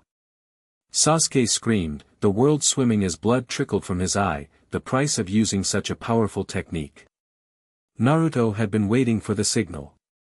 He was in the air, a shadow clone having thrown him. In his hand was a jutsu he had finally perfected. A spinning vortex of chakra so dense it was visible, with 4 massive blades of pure wind rotating around it at impossible speeds. The sound it made was not a hum, but a deafening, high-pitched shriek that seemed to tear at the very fabric of the air. Wind style, Raisin Shuriken. He slammed it into Haiden's back. The result was not an explosion. It was a disintegration. A massive sphere of swirling wind erupted, trapping Haiden within it. They could see countless microscopic wind blades, too many to count, slicing into him from every conceivable angle. It wasn't cutting his skin, it was attacking his very cells, severing his chakra network at a molecular level. When the vortex cleared, Haiden was in pieces. Not clean, neat pieces. He had been shredded, torn apart by a microscopic storm. He was still alive, a twitching head here, a spasming torso there, but he was no longer a threat. He was just biological refuse. Kakuzu froze. He watched as his immortal partner was neutralized by a genjutsu of unimaginable power and then torn to shreds by a jutsu that defied comprehension. He looked at the 2 boys responsible. The Uchiha, bleeding from his eye, his chakra potent but wavering. The Jinchuriki, panting, his arm burned and bleeding from the backlash of his own technique. And he was still facing down Kakashi Hatake and the rest of a fully capable Konoha squad. He made a cold, pragmatic calculation. His partner was useless. The bounties were good, but they weren't worth dying for. This is a loss, Kakuzu rumbled to himself. He gathered his remaining hearts, stitched himself back together, and with a final, massive gust of wind as a diversion, he retreated, vanishing into the trees. No one pursued him. They were all scrambling towards Asuma. Sakura, who had been held in reserve, was already there, her hands glowing with a desperate, brilliant green light. "He's alive," she yelled, her voice choked with relief. The final blow never landed. "His heart is stable. I can heal him." A wave of unbelievable relief washed over Team 10. Shikamaru collapsed to his knees, the adrenaline leaving him, his body shaking uncontrollably. Choji and Ino were openly sobbing, hugging each other. They had almost lost him. Sasuke stumbled, his vision blurring. Naruto caught him, slinging an arm over his shoulder. "You did it, team. You were incredible." "You too, Dobe," Sasuke managed, a weak smirk on his face. "That new toy of yours is loud." They looked at each other, both bleeding, both utterly exhausted, but bound by a victory that felt monumental. They had faced the Akatsuki's infamous immortal duo and had won. They hadn't just survived. They had dominated. They had saved Asuma Sarutobi's life, and in doing so, they had saved a piece of Konoha's soul. As Sakura worked tirelessly to stabilize their sensei, Shikamaru walked over to Sasuke. His face was stained with tears and dirt, but his eyes were clear, filled with a look of profound, humbling gratitude. "Sasuke," he said, his voice thick with emotion. You saved him." I froze. "Thank you." It wasn't the praise of a Hokage or the cheer of a crowd. It was the simple, heartfelt thanks of a friend. And to Sasuke, standing there in the wreckage of their battle, supported by his brother, it meant more than anything. The path ahead, the secret war against Danzo, was dark and terrifying. But he wasn't walking it alone. He was a part of this. A part of them. He had a family to protect. Chapter 6 and Chapter 7, Two halves of a whole. The aftermath of the Akatsuki takedown was weird. For the first time in his life, Sasuke walked through Konoha and didn't feel the phantom weight of 1,000 suspicious eyes on his back. Oh, some of the old guards still looked at him like he was a bomb with a faulty timer, but for most people, especially his own generation, something had irrevocably shifted. The story had already morphed into a legend whispered in training grounds and dango shops, how the immortal Akatsuki had brought Asuma Sarutobi to the brink, and how Sasuke Uchiha had stared into the abyss of his Sharingan's power and pulled him back. He'd become a hero. It was an ill-fitting suit, itchy and uncomfortable. He'd spent so long wrapped in a comfortable, familiar shroud of being an avenger, a pariah, a threat. Now, people would nod at him in the street. Choji would offer him the last chip in the bag, an act of friendship so profound Sasuke hadn't known how to react. Ino had even, in a moment of tearful gratitude, given him a quick, awkward hug before running away, her face beet red. It was a new and disorienting reality. But beneath the surface of this newfound acceptance, the secret war churned. Every nod from a villager was a reminder of the secrets their leaders kept. Every proud glance from a fellow shinobi was a testament to the lie their village was built upon. He and Naruto met in secret, sometimes with Kakashi, poring over old mission logs and personnel files Kakashi had managed to acquire from the archives. They were looking for anything, any scrap of information about Danzo's movements around the time of the massacre, any mention of a Uchiha conspiracy. It was like searching for a single black stone on a moonless night. Danzo had scrubbed his tracks clean. The Mangekyo Sharingan was another secret, a terrible and costly power burning behind his eyes. He'd only used the Tsukuyomi once, and the price had been 3 days of blurred vision and a migraine that felt like someone was trying to scoop his brain out with a hot spoon. He knew there was more. The clone had used Amaterasu and the Susanoo. That power was inside him, waiting. He had to master it. Not for revenge. For the fight that was coming. The real fight. He found his training ground in the one place no one else would ever go, the abandoned Uchiha clan compound. In the main training dojo where his father had once taught him, dust motes dancing in the shafts of light piercing the tattered shoji screens, he pushed his limits. He started with Amaterasu. He focused on a single, dead leaf on the floor, channeling a new, alien kind of chakra to his left eye. He felt a spike of heat, a searing pain, and black flames erupted on the leaf. They didn't burn like normal fire, they consumed, eating the leaf until not even ash remained. They were the flames of oblivion. But the cost was immense. Blood streamed from his eye, and the world swam before him. The control required was insane. The first few times he tried, he nearly set the entire dojo on fire. The Susanoo was even worse. He'd been sparring with a dozen of Naruto's shadow clones, pushing himself to the point of absolute exhaustion. One of the clones had gotten through his guard, a Rasengan aimed at his chest. There was no time to dodge, no time to block. In that split second of pure, instinctual desperation, he hadn't just wanted to survive, he'd wanted to protect. A force, ancient and vast, erupted from him. He felt it more than saw it, a colossal wave of ethereal red chakra. A skeletal ribcage materialized around him, a divine shield that the Rasengan splashed against harmlessly. The clones stared in shock before the sheer pressure of the chakra dissolved them into smoke. Sasuke was left on his knees in the center of the skeletal cage, gasping for breath, feeling as if every single cell in his body was on fire.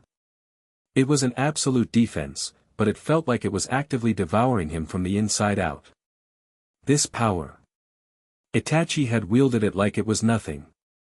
Sasuke knew he was still just a child playing with a god's weapons. Naruto was making progress of his own.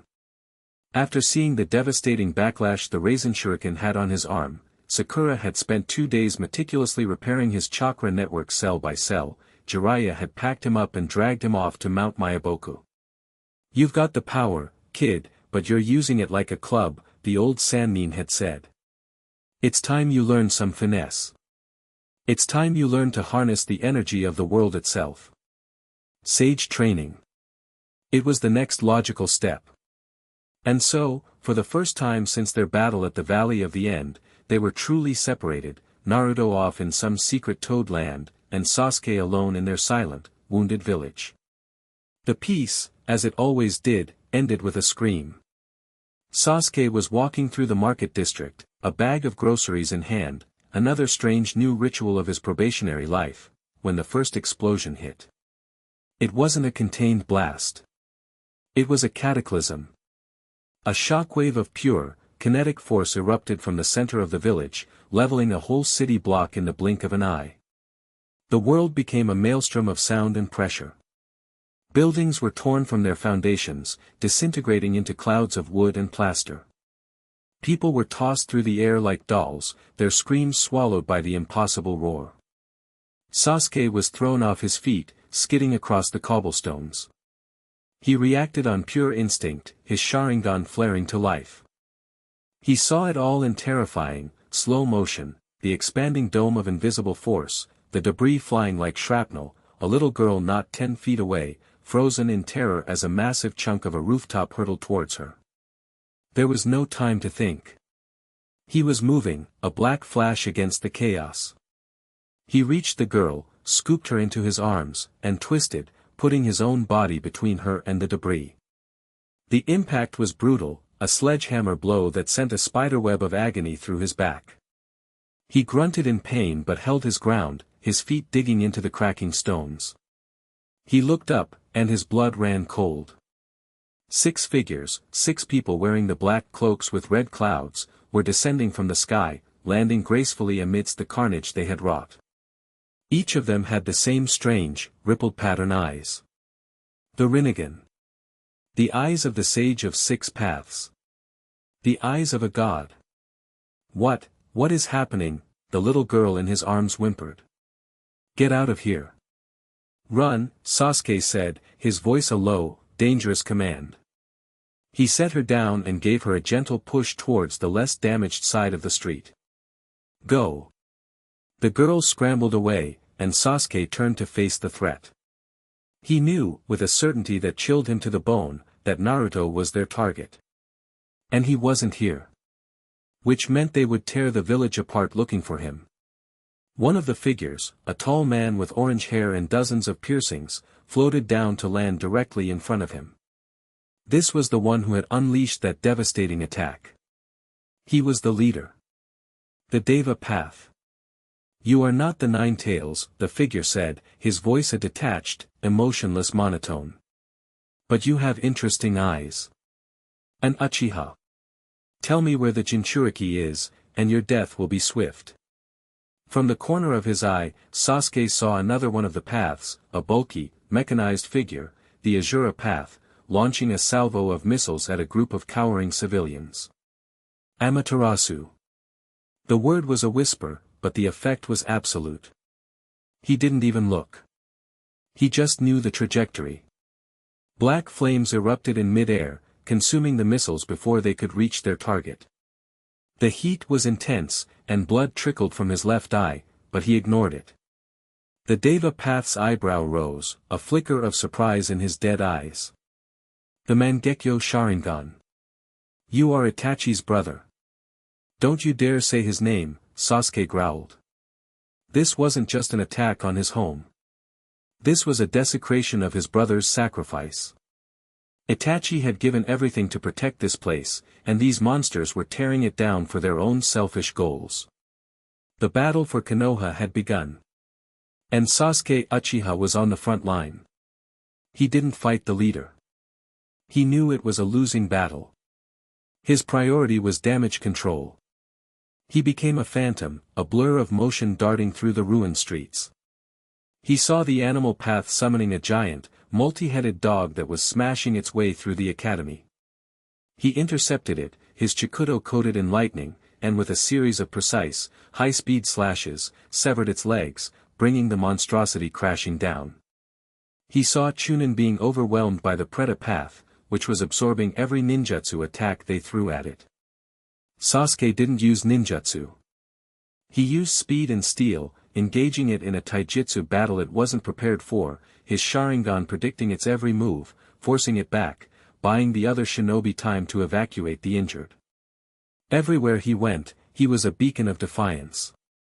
He saved Konohamaru from the clutches of the Naraka path, a well-placed fireball jutsu providing the perfect diversion. He coordinated with Sakura, who had set up a triage center in a miraculously still-standing section of the hospital, pointing her towards the heavily wounded with a speed and efficiency that saved dozens of lives. He was everywhere at once, a one-man rapid response team. He was living up to his promise. His power belonged to Konoha. But he was bleeding chakra at an alarming rate. The Mangekyo was a ravenous beast. And every use of its power drained him, blurring his vision, making his head pound. He knew he couldn't keep this up. His duel with the Azura Path was what almost ended him. The mechanized puppet was a nightmare of blades, cannons, and raw physical strength. It adapted to his every move. When he got in close, it would sprout extra limbs. When he created distance, it would fire a laser from its head. He was dodging and weaving, his body a collection of scrapes and burns. He was running out of options. He saw it power up its main cannon, a massive chakra blast aimed directly at Sakura's triage center. There was no time to get there. No time to stop it. He was too far away. In that moment of desperation, he roared, and the world turned red. Susanoo. A colossal, spectral red ribcage erupted around him, followed by skeletal arms. It was incomplete, ragged, but it was there. He charged, a skeletal god of war, and threw himself in front of the hospital. The Azura Path's beam slammed into the Susanoo's chest. The force was incredible, cracking the ethereal bones, throwing Sasuke back. He felt the impact reverberate through his very soul, a pain beyond physical description. But it held. The hospital was safe. He looked up, glaring through the red haze of his own chakra, and extended one of the Susanoo's arms. The skeletal hand shot forward, grabbed the Azura Path, and squeezed. There was a sickening crunch of metal and wiring, and the puppet went limp, its lights flickering out. Sasuke collapsed to one knee inside the fading construct, panting, his vision swimming in a sea of black spots. Blood was now streaming from both eyes. He had won the battle, but he was dangerously close to losing the war. And that's when the Deva Path floated down in front of him again. "You have caused enough trouble," the Path said, its voice still utterly flat. He raised his hand. Sasuke tried to stand, to raise the Susanoo again, but he had nothing left. His chakra coils were scraped bare. He could barely keep his Sharingan active. This was it.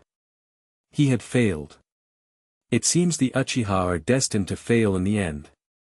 The words were a final, cruel twist of the knife. He was going to die here, in the ruins of the village his brother had died for. The Deva Path's hand came down. Shinra Tensei. Sasuke braced for oblivion. But it never came. A massive shadow fell over him, and with a thunderous poof, a toad the size of a mountain slammed down from the sky, a colossal tanto blade in its hand, intercepting the Deva Path and sending him flying. On the toad's head stood 3 more, smaller toads. And in the center of them all, a figure in a red and black coat, his eyes marked with orange pigmentation.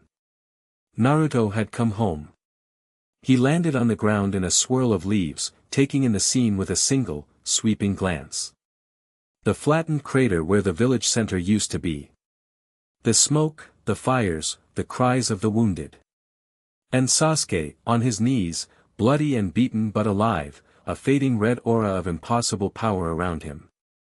"Naruto," Sasuke breathed, a wave of relief so profound it almost made him pass out, washing over him.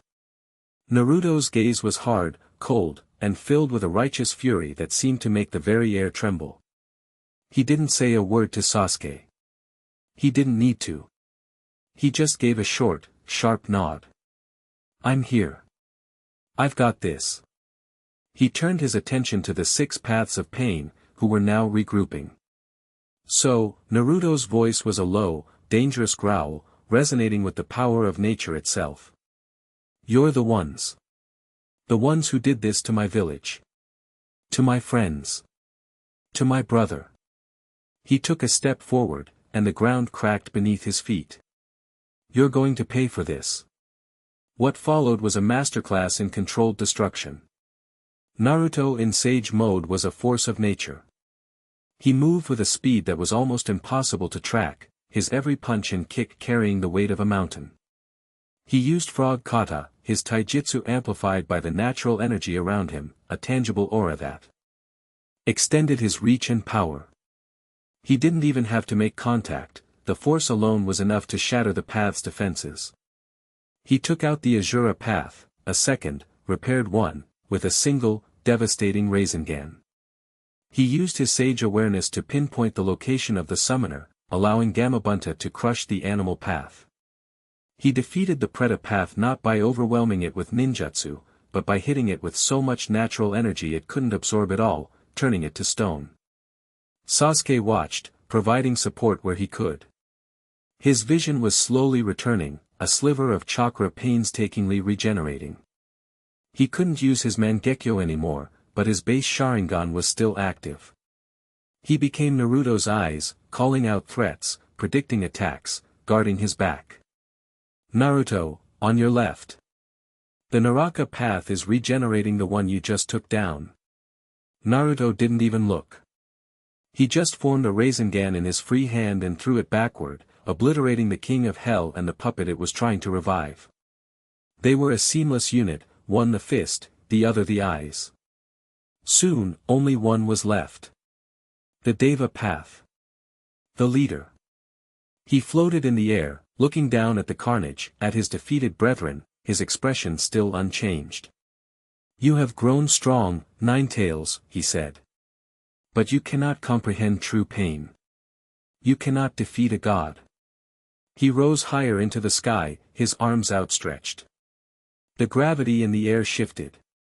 Rocks, debris, even the bodies of the defeated paths began to lift off the ground, drawn towards him. He's pulling everything in.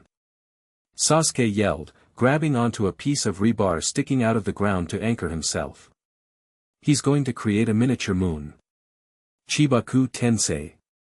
Naruto knew he couldn't break through that. The gravitational pull was too strong. He needed overwhelming power. He started gathering chakra, going for the last resort. He was going to release the Ninetales. No, Naruto. Don't. Sasuke shouted, seeing the red, bubbling chakra beginning to form around him. You'll lose control. There's another way. Naruto hesitated, the demonic chakra receding slightly. What way? He's about to drop a freaking planet on us. We do it together. Sasuke yelled, forcing himself to his feet. He could feel it, the last dregs of his power, the fire in his cells screaming in protest. It would be the last thing he did. It would probably kill him. But he wasn't going to let Naruto throw his life away. Trust me. He focused, pushing past the pain, past the exhaustion. He roared, and the Susanoo erupted around him again. Not just the ribcage this time. A full upper torso, muscles, and a second set of arms. It was a terrifying, spectral god of battle, red and glowing with malevolent power. It was unstable, flickering, but it was there. Naruto stared in awe for a split second before a grin of pure, manic confidence spread across his face. He understood. He jumped onto the Susanoo's outstretched palm. Let's give him a taste of what two halves of a whole can do. Naruto yelled, entering sage mode again. He created a Rasen shuriken, not to throw, but to hold. It shrieked in his hand, a miniature hurricane of lethal wind. The Deva path, seeing this impossible combination, this fusion of Uchiha and Senju legacy, faltered for a second. He poured more power into his Chibaku Tensei, the sphere of rock and debris growing larger, its pull becoming immense. Now, Sasuke. The Susanoo cocked its arm back. With a motion that was both spectral and brutally physical, it hurled Naruto through the air like a cannonball. Sage art and the Susanoo's power. Naruto was a living projectile, a guided missile of natural energy and perfected ninjutsu, wrapped in the ultimate offensive launch platform. He flew faster than sound, a golden streak against the sky, straight towards the gravitational core of Pain's technique. He slammed into the black sphere at the center of the Chibaku Tensei. The Raisin Shuriken detonated. The resulting explosion was blinding. The shriek of a billion wind needles tore the Chibaku Tensei apart from the inside out. The gravitational force collapsed, and the massive sphere of rock and debris rained down upon the already devastated village in a storm of destruction. The Deva Path was blown out of the sky, his body smoking, his black cloak torn to shreds. He crashed to the ground, his invincibility finally shattered. Naruto landed on his feet, his sage mode gone, his arm a mess of torn ligaments and cellular damage. Sasuke's Susanoo dissolved, and he collapsed, his vision finally going black as the last of his strength gave out. When Sasuke came to, it was to the gentle pressure of Sakura's healing chakra. He was lying on a makeshift cot in the ruins of the hospital, Naruto in a similar cot beside him. The sky was dark, lit by the fires that still burned across the village. "You're an idiot," Sakura said, her voice thick with unshed tears, but her hands were steady as she worked. "Both of you. Did we win?" Sasuke rasped. "You did," a new voice said. Shikamaru was standing over them, his face grim. "Naruto took down the last one. But then he went after the real one. The one controlling the puppets." Sasuke's eyes shot open. "Alone?" "He insisted," Shikamaru said. "He used one of Pain's own chakra rods to track the signal. Said it was something he had to do." "That idiot," Sasuke muttered, trying to sit up. Pain lanced through him, and he fell back. "He's going to get himself killed." "No, he won't," Shikamaru said. He looked over as another shinobi approached. It was Inoichi Yamanaka, Ino's father. "I found him," Inoichi said, his face pale. "I linked with the minds of the toads Naruto left behind. He's with the controller. A man named Nagato." He paused. "They're talking." Sasuke knew what Naruto was doing. He was trying to break the cycle. To reason with the man who had just murdered hundreds of their people. It was a beautiful, foolish, Naruto thing to do. And he couldn't let him do it alone. "I have to go," Sasuke said, forcing himself to sit up, ignoring Sakura's protests. "Naruto can't face that kind of hatred by himself. He needs me." He looked at Inoichi. "Where is he?" Inoichi hesitated, then nodded. "He's in the highest tree in the forest just west of the village." "But you can't," Sasuke was already moving. He was a wreck. His body was screaming, his chakra was a faint flicker. But he moved anyway, driven by a will that defied physical limitation. He limped, he stumbled, but he ran. He ran towards the forest, towards his brother. He found them inside a bizarre tree made of paper. Naruto was standing before a pale, emaciated man with shocking red hair, hooked up to a massive, grotesque machine. A girl with blue hair stood protectively by his side. They weren't fighting. They were talking. Naruto was telling him about Jiraiya, about their master's dream of a world without hatred.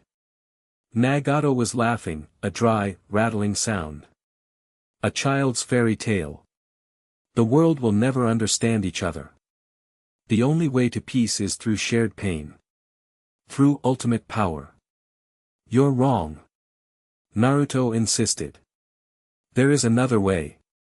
"I am not wrong," Nagato said, his Rinnegan eyes glowing.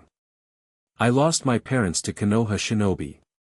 I lost my best friend, Yahiko, to the ambitions of Konoha's leaders. This village knows nothing but how to create suffering. Tell me, boy, how can you break a cycle of hatred you have never truly experienced?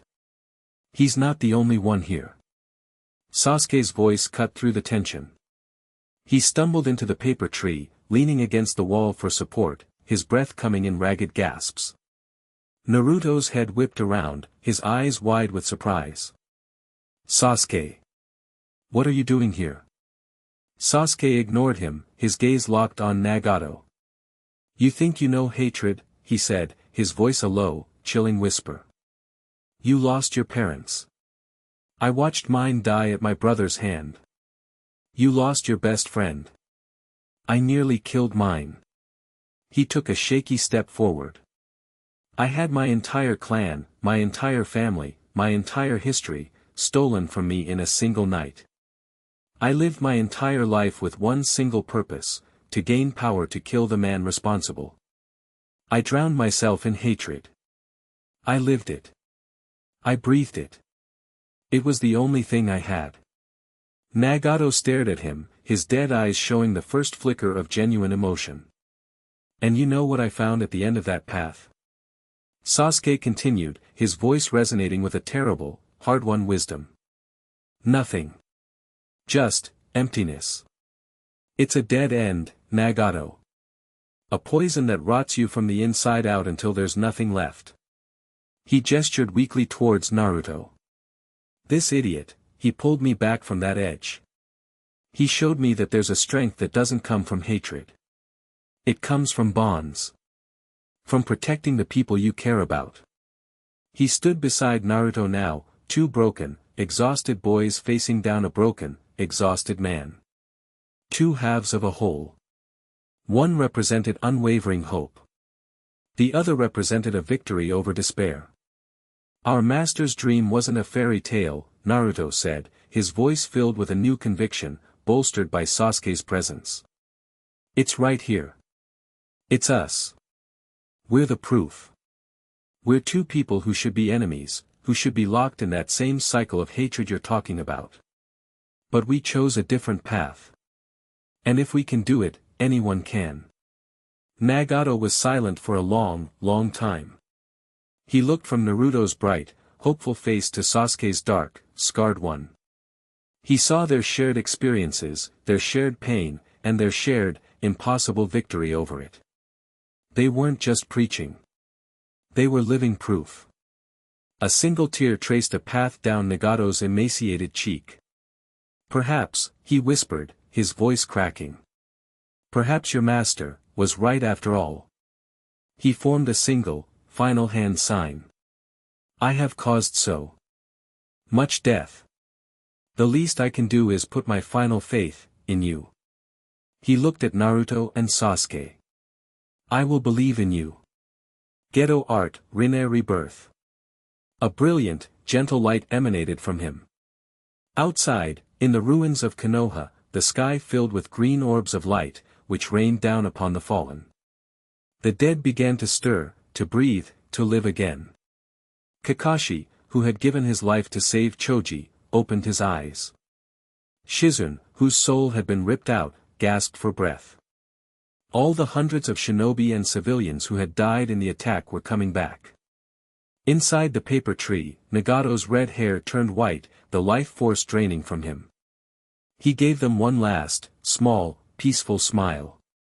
The world is in your hands now, he whispered, and then he was gone. Sasuke and Naruto stood there in silence, the weight of his sacrifice, of his belief in them, settling on their shoulders. They hadn't just won a battle. They had inherited a prophecy. Chapter 7 and Chapter 8, Dawn of the Brotherhood. The journey back from the paper tree was a slow, agonizing limp. There was no triumphant return, no heroic sprint into the arms of a grateful village. There was only the shared, staggering weight of two bodies pushed far beyond their limits, held up by a bond that had become as tangible and real as the ground beneath their feet. Sasuke's world was a haze of pain, his vision flickering in and out of focus, the Susanu's phantom agony still echoing in his bones.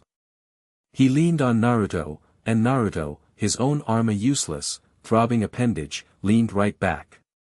They were two broken pillars, propping each other up. They emerged from the forest as the first rays of dawn painted the bruised sky in strokes of hope. They saw the village, or what was left of it, and the sight was a fresh, physical blow. The crater was a gaping wound in the heart of their home. But amidst the rubble, something else was stirring. Life. The green orbs of Nagato's final jutsu had done their work.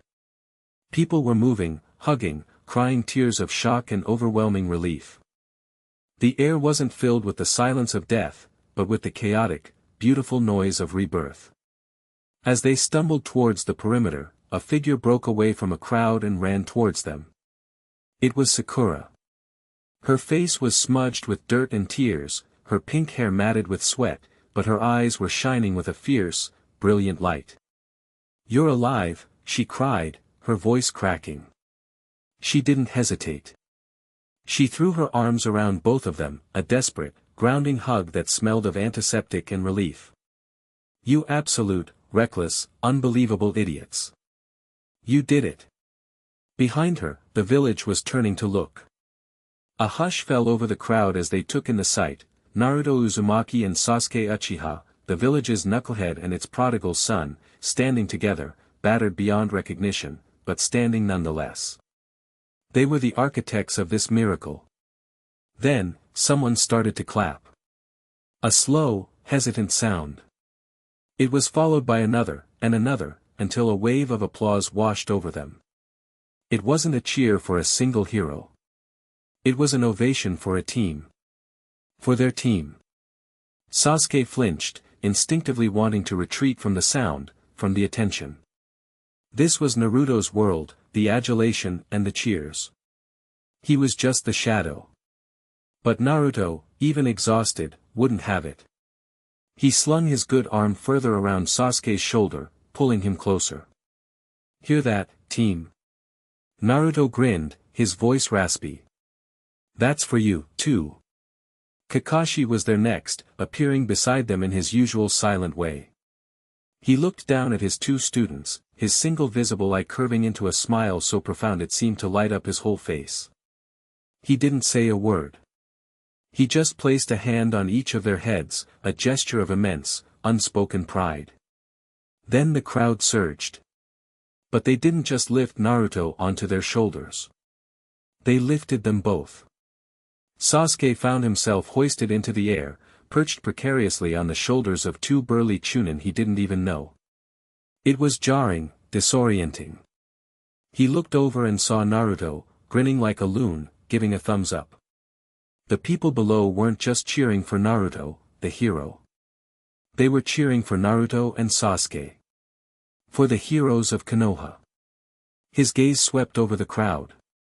He saw Iruka-sensei, tears streaming freely down his face. He saw the Konoha 11, Shikamaru giving a tired but genuine smile, Kiba whooping, Shino giving a solemn nod.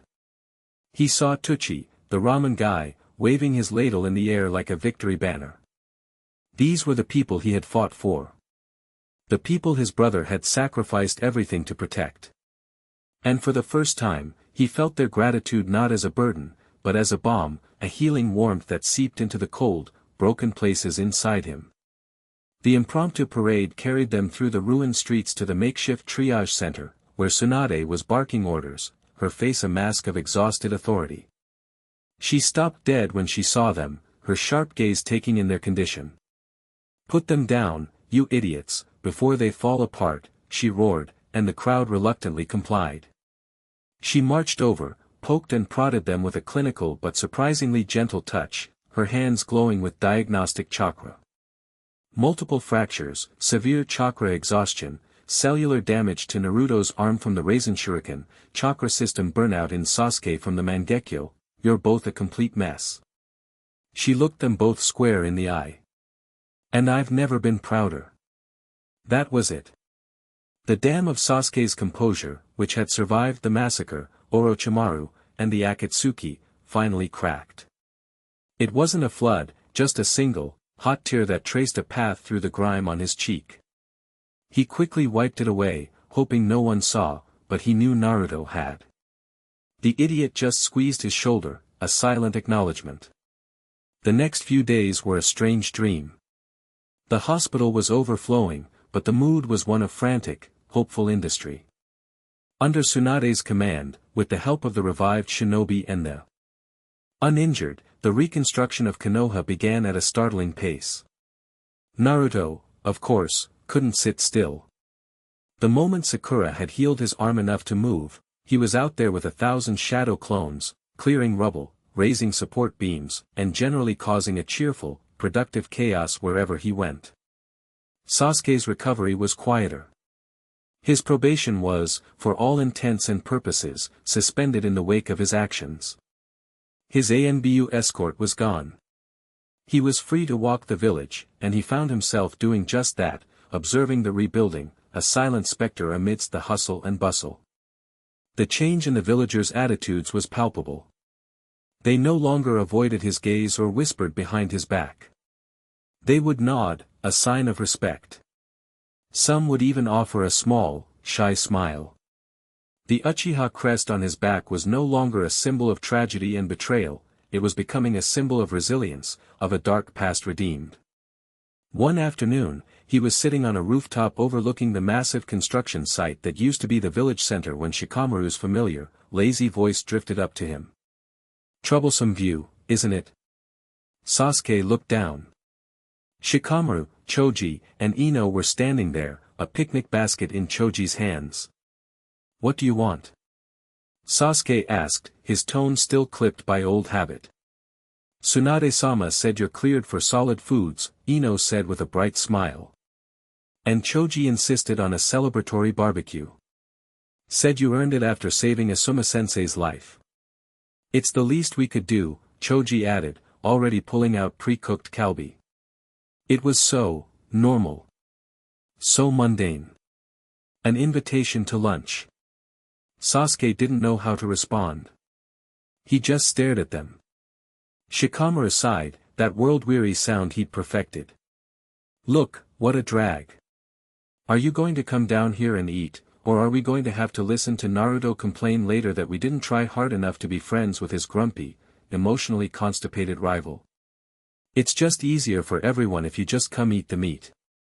The blunt, practical logic was so perfectly Shikamaru that Sasuke couldn't help it. A small smirk touched his lips. He hopped down from the roof, landing silently beside them. He didn't say thank you. He just took the skewer of meat Choji offered him.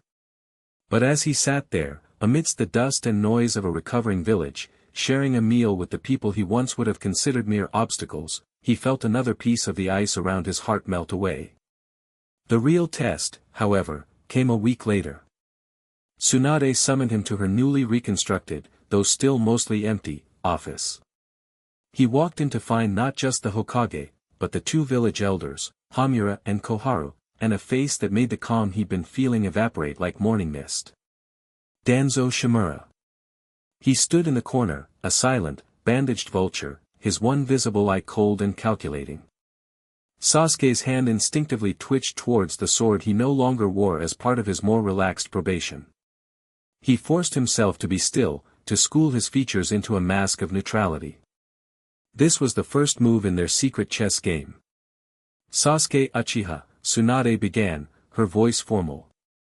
"The council has convened to discuss your official status." "There is little to discuss," Koharu said, her voice sharp and brittle. His actions during the invasion were commendable. Unexpected, but commendable. He has proven himself a powerful asset to the village. Asset. Tool. The same words Danzo had used in his mind.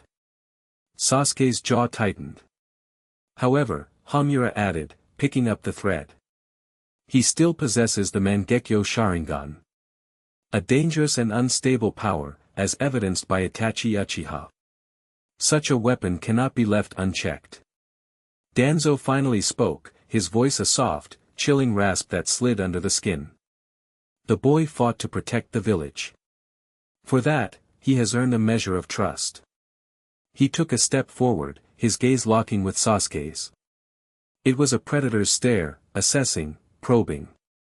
But such power brings with it great responsibility. And great temptation. The Uchiha have a history of letting their emotions dictate their actions. We must ensure that his loyalty remains firmly with the leaf. It was a veiled threat and a test, all in one. He was reminding Sasuke of his clan's traitorous history, the very history Danzo himself had orchestrated, while simultaneously trying to position himself as the arbiter of Sasuke's newfound loyalty. Sasuke met his gaze without flinching. The old Sasuke would have raged, would have let the accusation fuel his hatred. But the new Sasuke was playing a different game. "My only loyalty is to the Hokage and to the safety of this village," Sasuke said, his voice calm and cold as ice. He turned his gaze pointedly to Tsunade, pointedly away from Danzo. I have already proven that. My actions speak for themselves. What I do with my eyes is my own business, as long as they are used in the service of Konoha.